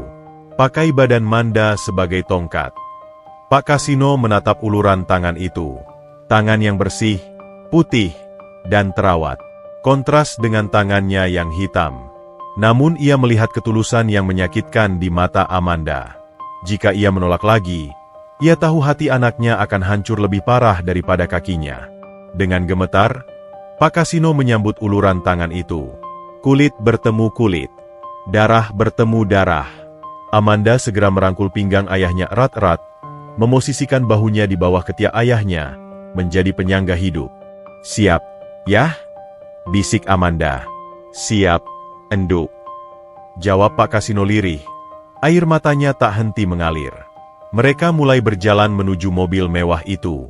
Langkah mereka lambat, tertatih. Amanda, sang CEO yang biasa berjalan cepat dengan ritme stiletto, kini menyesuaikan langkahnya dengan ritme pincang ayahnya. Ia bertelanjang kaki, menginjak kerikil dan aspal panas, tapi ia tersenyum.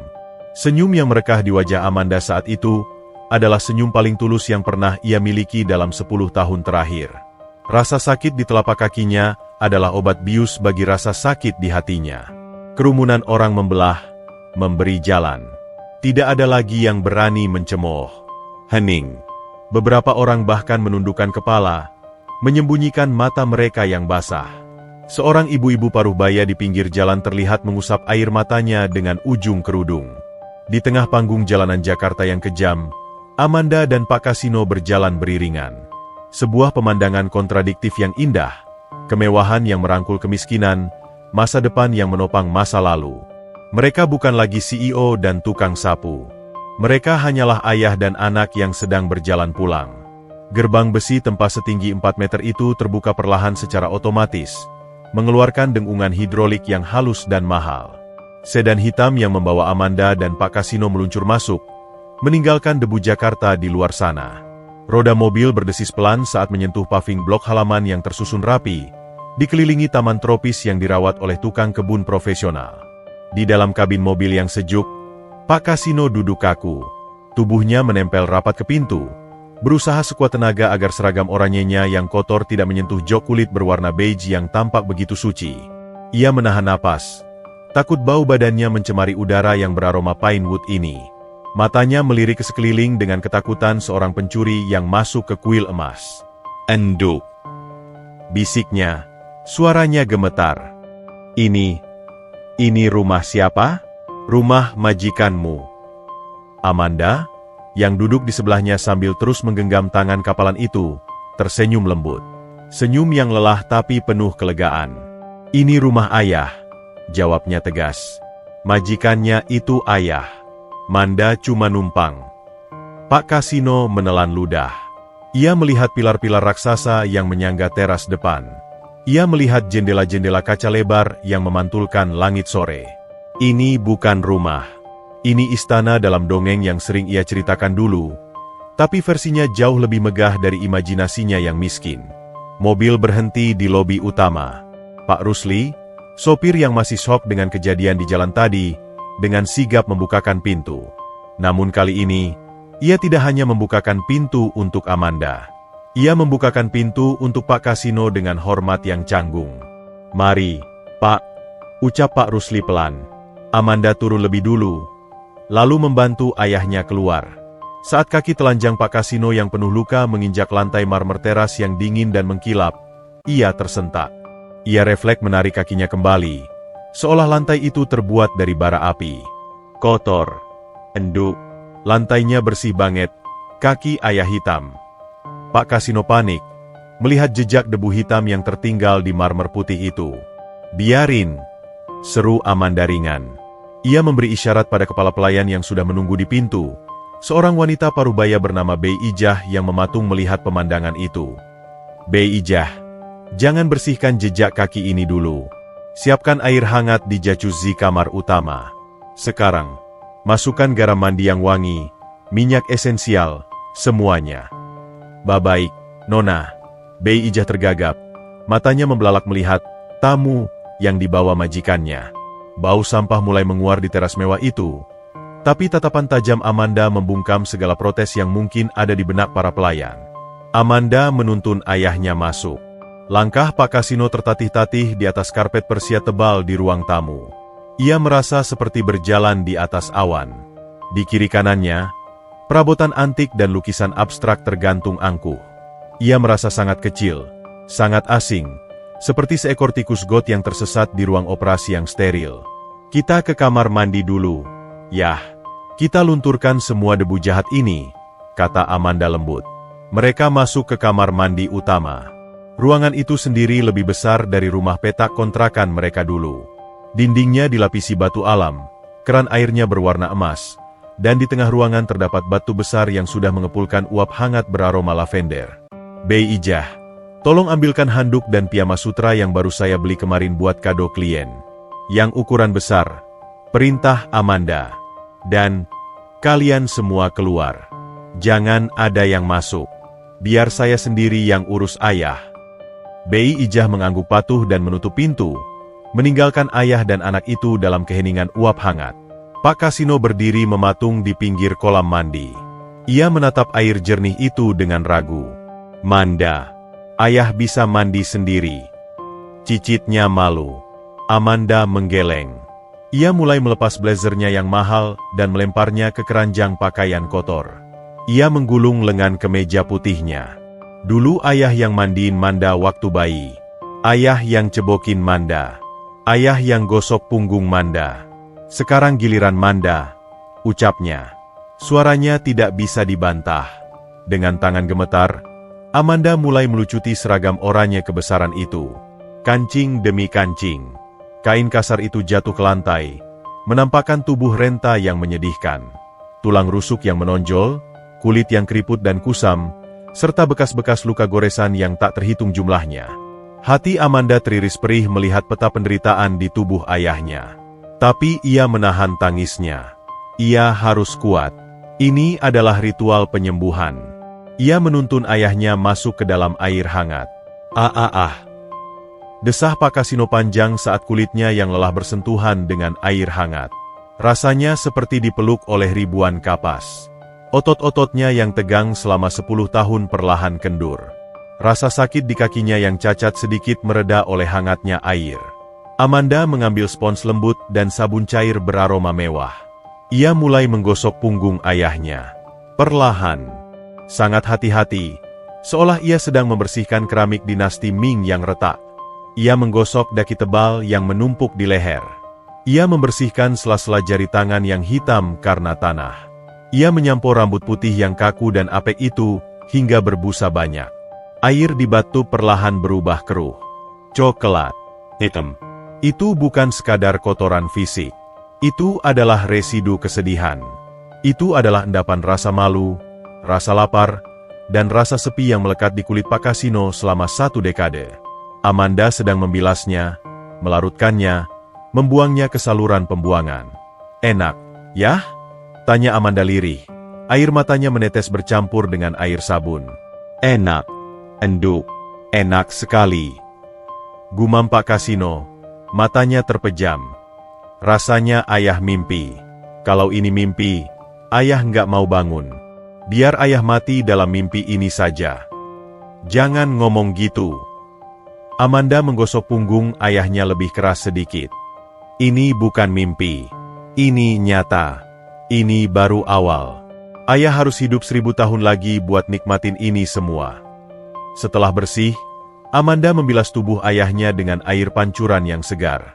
Ia handuki tubuh ringkih itu dengan handuk tebal yang sangat lembut. Lalu memakaikan piyama sutra berwarna biru tua. Kain sutra itu jatuh membalut kulit Pak Kasino dengan dingin dan nyaman. Kontras sekali dengan seragam kasarnya tadi. Kini, di hadapan cermin besar wastafel, Pak Kasino nyaris tidak mengenali dirinya sendiri. Rambutnya bersih dan wangi. Wajahnya segar meski keriput tak bisa hilang. Bajunya mengkilap. Ganteng, puji Amanda tulus, memeluk ayahnya dari belakang, menyandarkan dagunya di bahu ayahnya. Ayahku ganteng banget. Pak Kasino tersenyum malu, menampakkan gigi-giginya yang tak lagi utuh. Tapi mata itu mulai bersinar kembali. Cahaya kehidupannya yang redup mulai menyala. Mereka keluar dari kamar mandi menuju ruang makan. Di sana, meja makan panjang dari kayu jati utuh sudah penuh dengan hidangan. Bukan makanan mewah ala restoran Prancis yang biasa Amanda makan, tapi makanan yang Amanda suruh chef pribadinya masak mendadak. Sayur asem, ikan asin jambal roti goreng, sambal terasi, tempe goreng tepung, dan nasi putih pulen yang mengepul hangat. Makanan kampung. Makanan kenangan. Aroma terasi dan ikan asin memenuhi ruang makan mewah itu, mengalahkan aroma pewangi ruangan otomatis. Mata Pak Kasino berbinar liar. Jakunnya naik turun. Air liurnya terbit tak tertahankan. Sudah berapa lama ia tidak makan senikmat ini? Biasanya ia hanya makan nasi sisa restoran yang sudah agak basi, atau roti kadaluarsa yang dibuang minimarket. Duduk. Yah, makan. Perintah Amanda. Pak Kasino duduk dengan canggung di kursi makan yang empuknya seperti sofa. Ia menatap nasi putih itu. Putih bersih. Wangi pandan. Tangannya gemetar saat mengambil sendok. Awalnya ia mencoba makan dengan sopan, takut menumpahkan nasi ke meja mengkilap itu. Tapi rasa lapar adalah insting purba yang tak bisa diajak kompromi. Suapan pertama masuk ke mulutnya. Rasa gurih ikan asin, pedas sambal, dan segar sayur asem meledak di lidahnya. Pertahanannya runtuh. Pak Kasino mulai makan dengan lahap. Sangat lahap. Ia melupakan sendok, beralih menggunakan tangannya langsung. Ia menyuapkan nasi kepal demi nasi kepal ke mulutnya. Ia mengunyah dengan cepat, seolah takut makanan itu akan lari. Ia makan seperti orang yang baru dibebaskan dari kamp konsentrasi. Nasi berjatuhan di meja. Minyak menempel di bibirnya. Tapi Amanda tidak menegurnya. Amanda duduk di seberangnya, tidak menyentuh makanannya sendiri. Ia hanya menatap ayahnya makan. Pemandangan itu lebih mengenyangkan daripada makanan apapun. Ia melihat bagaimana ayahnya menjilati jari-jarinya yang terkena sambal. Ia melihat betapa sederhananya kebahagiaan itu. Pelan-pelan, yah nanti tersedak. Ingat Amanda lembut, menyodorkan gelas air es. Pak Kasino berhenti sejenak untuk minum. Napasnya terengah-engah kekenyangan. Ia menatap Amanda dengan mata berkaca-kaca. Butiran nasi masih menempel di sudut bibirnya. Maaf, Enduk. Ayah rakus. Ayah malu. Makan lagi, yah. Habiskan. Kalau kurang, Manda suruh masak lagi 1 panci. Jawab Amanda sambil tersenyum, meski hatinya menangis melihat betapa kelaparannya sang ayah selama ini. Setelah makan malam yang emosional itu, Amanda menuntun ayahnya ke kamar tidur tamu di lantai bawah, karena ia tidak mau ayahnya susah naik tangga.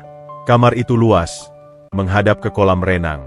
Di tengahnya ada kasur king size dengan sprei katun Mesir ribuan benang. Pak Kasino ragu-ragu menyentuh kasur itu. Ini empuk banget. Enduk, nanti ayah tenggelam. Candanya polos. Amanda membimbing ayahnya berbaring. Tubuh tua itu ambles ke dalam kelembutan kasur.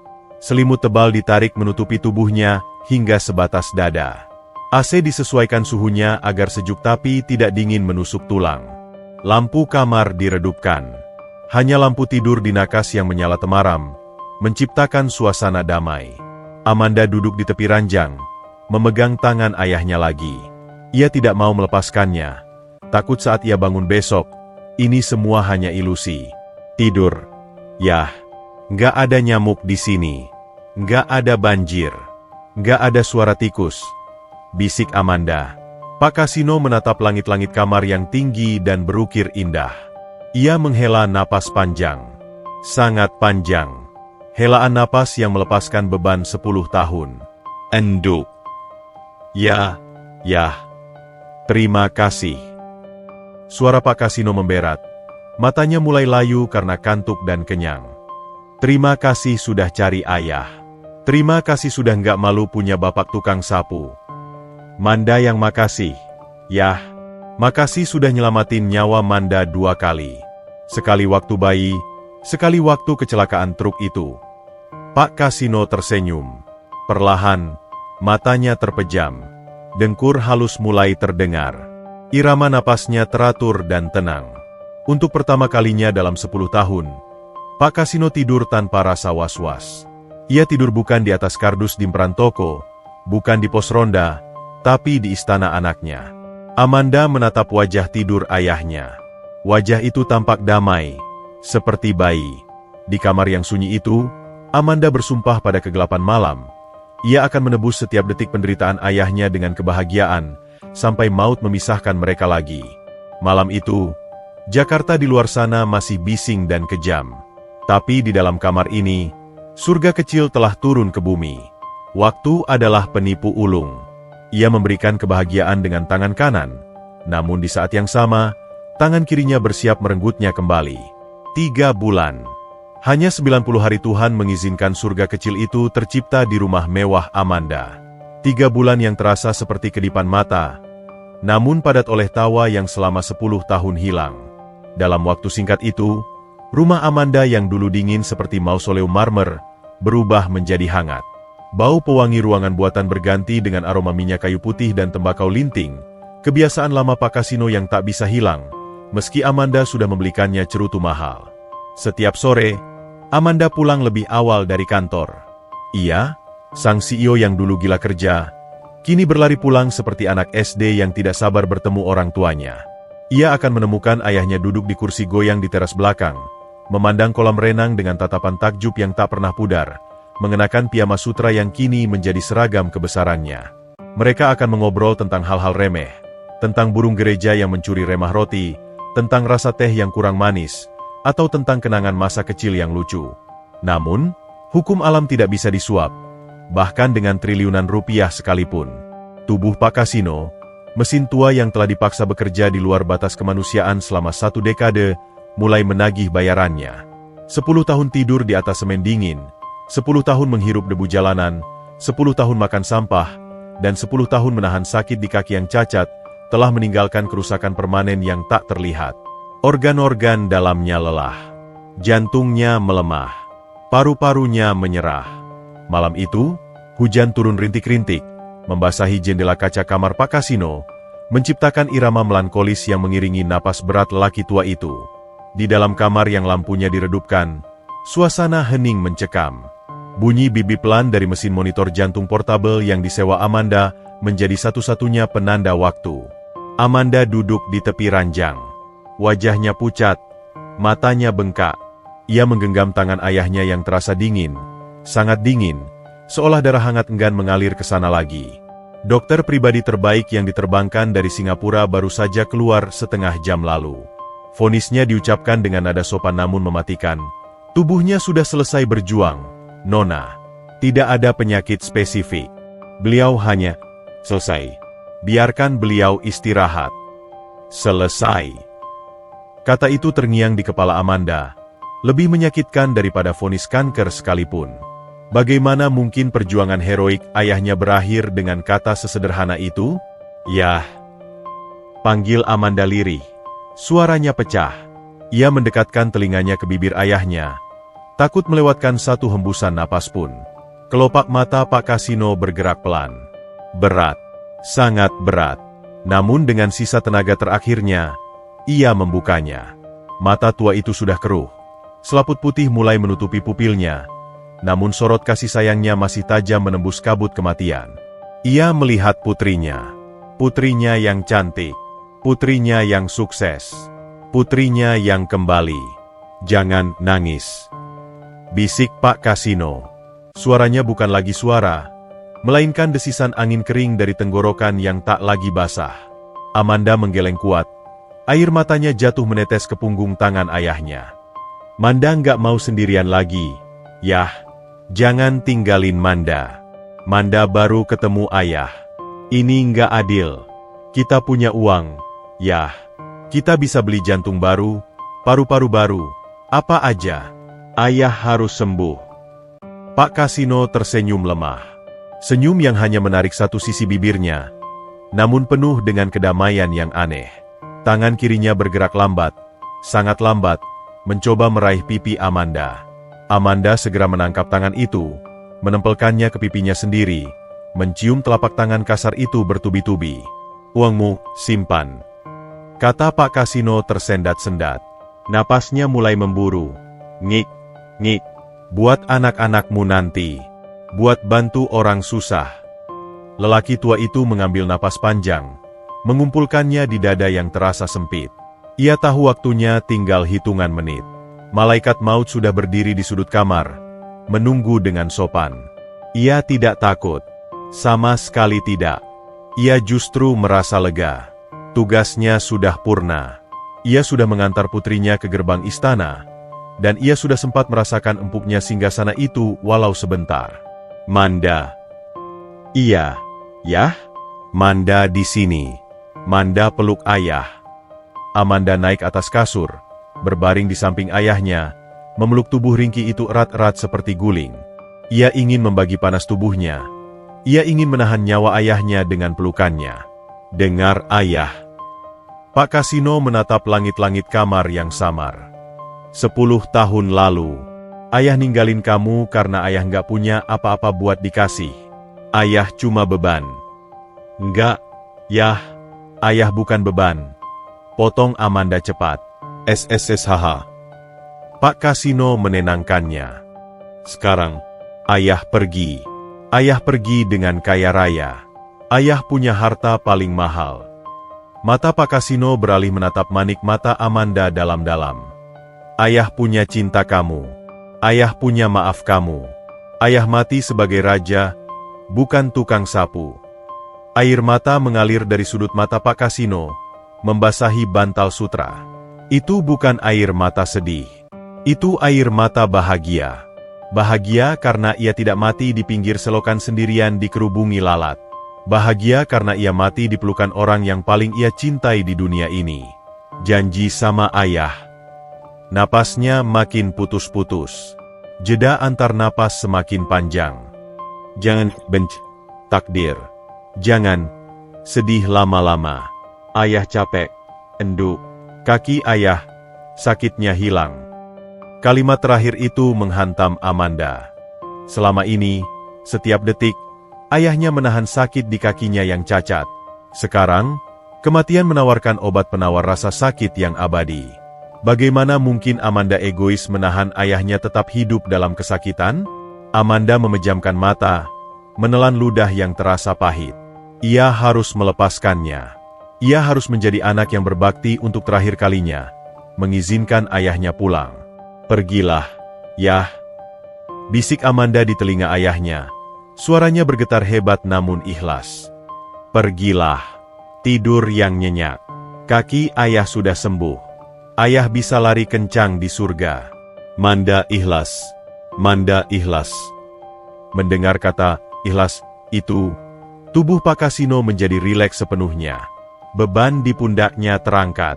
Ketegangan di wajahnya sirna. Ia menarik napas terakhir. Tarikan yang dalam, ringan, dan tanpa beban. Lalu menghembuskannya pelan. Hahaha. Dan hening. Dada itu tidak naik lagi. Genggaman tangan itu melemah. Jari-jarinya terkulai pasrah. Bunyi monitor jantung berubah menjadi nada panjang yang monoton. Di luar, guntur menggelegar pelan. Seolah langit ikut memberi salam perpisahan. Amanda tidak berteriak. Ia tidak menjerit histeris seperti saat di pinggir jalan. Kesedihan yang datang kali ini terlalu besar. Terlalu agung untuk dirayakan dengan teriakan. Kesedihan ini hening. Amanda hanya diam. Ia membenamkan wajahnya di leher ayahnya yang mulai dingin.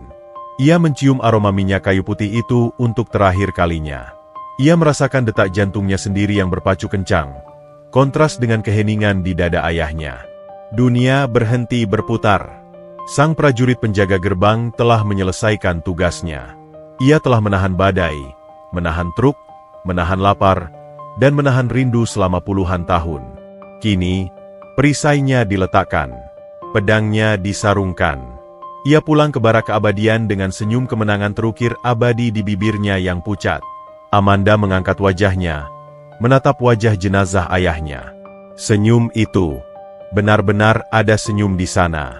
Wajah itu tampak muda kembali. Kerutan-kerutan penderitaan seolah disetrika oleh kedamaian maut. Dengan tangan gemetar, Amanda menutup kelopak mata ayahnya yang sedikit terbuka. Selamat jalan, Rajaku, bisik Amanda. Tunggu Manda di sana. Nanti Manda bawain kue ulang tahun lagi. Kita makan bareng lagi. Amanda turun dari ranjang. Ia berjalan menuju jendela kaca besar, memandang hujan yang turun membasahi taman mewahnya. Ia merasa kosong.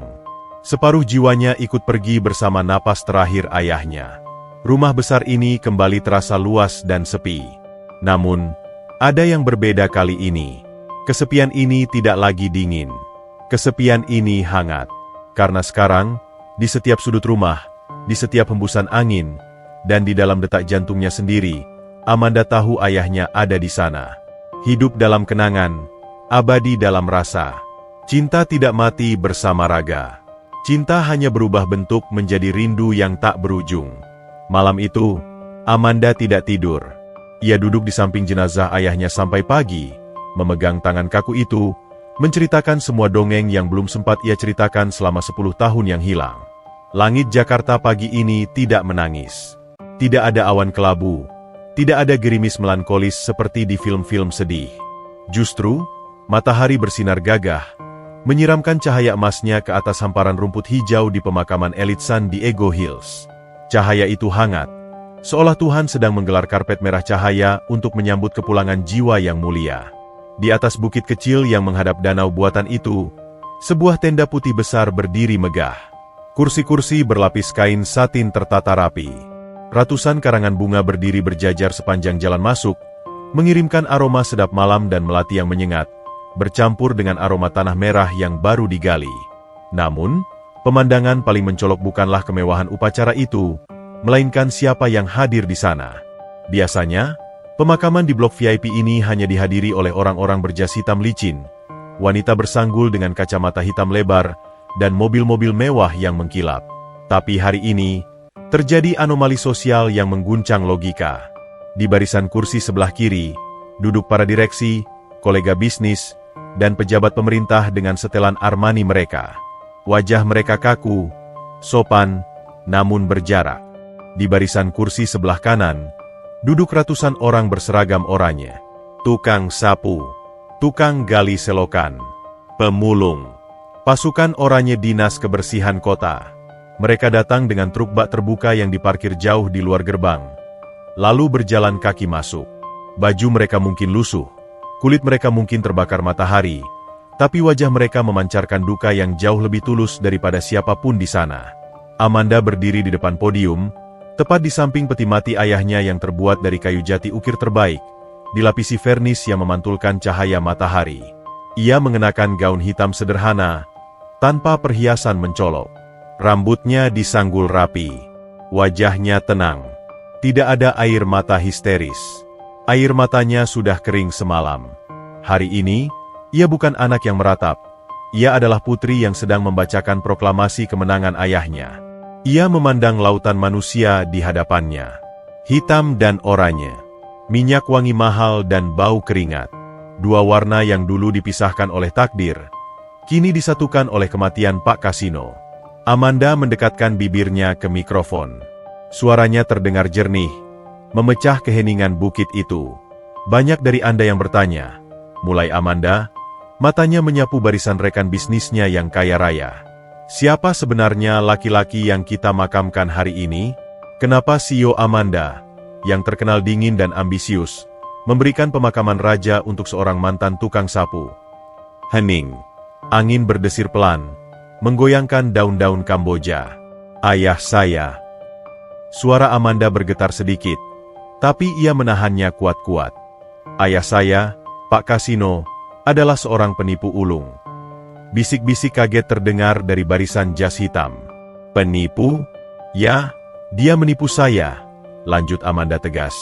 Selama 10 tahun, dia membiarkan saya percaya bahwa dia membuang saya. Dia membiarkan saya membencinya. Dia membiarkan dirinya dianggap sampah, dianggap pengecut, dianggap ayah yang gagal. Dia menipu saya agar saya punya alasan untuk lari dari kemiskinan. Dia membakar jembatan di belakang saya, supaya saya tidak punya pilihan lain selain berlari ke depan, menuju kesuksesan. Amanda turun dari podium. Ia berjalan mendekati peti mati itu. Ia mengelus permukaan kayunya yang dingin. "Lihat kaki beliau nanti sebelum ditutup tanah," kata Amanda lirih namun terdengar ke seluruh penjuru lewat pengeras suara. "Kaki kirinya hancur. Tulangnya bengkok. Itu bukan karena penyakit.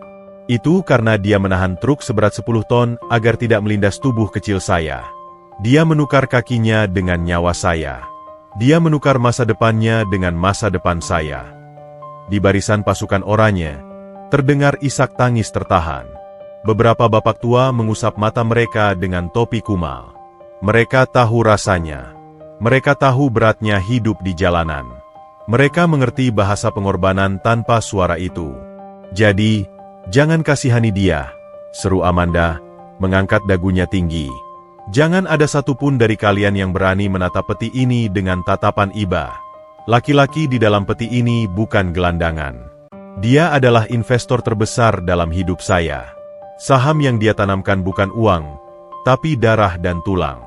Dan hari ini, dividennya telah dibayar lunas." Amanda memberi isyarat kepada petugas pemakaman. Prosesi penurunan peti dimulai. Tali-tali tambang dikencangkan. Perlahan, kotak kayu mewah itu turun ke dalam rahim bumi. Krek, krek, bunyi gesekan tali itu terdengar menyayat hati, menandakan perpisahan fisik yang abadi. Saat peti menyentuh dasar liang lahat, Amanda tidak melemparkan bunga mawar merah seperti adat biasanya. Ia tidak menaburkan kelopak melati. Ia mengambil sesuatu dari kotak bludru yang dibawa asistennya. Benda itu bukan emas. Bukan berlian. Benda itu adalah patahan gagang sapu lidi. Potongan kayu tua yang kasar, yang ia patahkan di trotoar 3 bulan lalu. Benda yang menjadi saksi bisu penderitaan ayahnya selama 1 dekade. Amanda telah menyimpannya, membersihkannya, dan memberinya lapisan pengawet. Amanda berlutut di tepi liang lahat. Ia mencium patahan kayu itu. "Sapumu istirahat, Yah," bisiknya. Suaranya parau. "Tugas bersih-bersihmu sudah selesai. Sekarang, biar Manda yang menyapu duka dari wajah orang-orang lain." Dengan gerakan perlahan, Amanda menjatuhkan patahan sapu itu ke atas peti mati. Buk! Bunyi kayu beradu kayu. Bunyi yang sederhana, namun bagi Amanda, itu adalah dentum palu hakim yang mengetuk putusan. Bebas. Bebas dari lara. Bebas dari hina. Setelah itu, barulah tanah merah diturunkan. Sedikit demi sedikit, peti dan sapu itu hilang di telan bumi. Gundukan tanah merah mulai meninggi, dihiasi nisan marmer hitam bertuliskan, "Kasino." Ayah. Ahon. Tanpa gelar. Tanpa pangkat. Cukup satu kata, ayah, yang nilainya lebih tinggi dari gelar profesor manapun. 6 bulan kemudian, gedung pencakar langit perusahaan Amanda yang menjulang di pusat Jakarta kini memiliki wajah baru. Di lobi utamanya yang mewah, yang dulu hanya dihiasi lukisan abstrak impor seharga miliaran, kini berdiri sebuah patung perunggu di tengah kolam air mancur. Patung itu bukan patung dewa Yunani atau pendiri perusahaan yang sombong. Itu adalah patung seorang pria tua kurus, mengenakan topi caping, sedang memegang sapu lidi. Pahatannya begitu detail, hingga gurat kelelahan dan senyum tulus di wajah patung itu terlihat nyata. Di bawahnya, terukir prasasti emas, "Dedicated to every father who breaks his bones to build his child's wings." Dipersembahkan untuk setiap ayah yang mematahkan tulangnya demi membangun sayap anaknya. Amanda berjalan melintasi lobi itu. Langkahnya mantap, wajahnya bersinar. Ia tidak lagi kosong. Ia penuh. Di belakangnya, mengekor sekelompok anak kecil berseragam sekolah baru, membawa tas punggung yang masih kaku. Mereka adalah anak-anak pemulung dan penyapu jalan. Penerima beasiswa pertama dari Casino Foundation. Yayasan yang didirikan Amanda sehari setelah pemakaman ayahnya. Yayasan yang menjamin bahwa tidak ada lagi anak penyapu jalan yang harus putus sekolah. Yayasan yang memberikan kaki palsu gratis bagi pekerja kasar yang cacat karena kecelakaan kerja. "Selamat pagi, Ibu Amanda," sapa anak-anak itu serempak. Suara mereka riuh memantul di dinding marmer. Amanda berhenti. Ia berbalik, menatap wajah-wajah polos yang penuh harapan itu. Ia melihat manda-manda kecil di sana. Ia melihat masa depan yang sedang diselamatkan. "Selamat pagi," jawab Amanda hangat. Ia berjongkok, merapikan dasi salah satu anak laki-laki yang miring. Belajar yang rajin ya. Jangan takut bermimpi. Kalau ada yang bilang mimpi kalian ketinggian, bilang sama mereka. Amanda menunjuk patung perunggu ayahnya di tengah lobi. Bilang kalau kalian punya sayap yang kuat. Sama seperti ibu. Anak itu mengangguk antusias. Amanda kembali berdiri. Ia menatap patung ayahnya. Matahari siang menerobos masuk lewat kaca gedung, menyinari wajah patung Pak Kasino sehingga seolah-olah patung itu sedang berkedip padanya. Ada dialog batin yang terjadi dalam keheningan itu. Lihat, yah, sapu ayah tidak patah sia-sia. Sapu itu sekarang berubah menjadi pena bagi ribuan anak ini. Penderitaan ayah sudah berubah menjadi harapan. Amanda tersenyum. Bukan senyum profesional CEO, melainkan senyum seorang anak yang tahu bahwa ayahnya sedang menontonnya dari balkon surga sambil minum kopi dan makan pisang goreng, dengan kaki yang utuh dan hati yang bangga. Cinta tidak pernah pergi. Ia hanya berganti wujud. Dulu cinta itu berbentuk keringat dan darah di jalanan panas. Sekarang, cinta itu berbentuk tinta emas di kertas masa depan anak-anak bangsa. Amanda memutar tumitnya, melangkah menuju lift pribadinya. Ia siap menaklukkan dunia lagi. Tapi kali ini, ia tidak sendirian. Di dalam setiap detak jantungnya, di dalam setiap keputusan yang ia ambil, ada semangat Pak Kasino yang hidup abadi.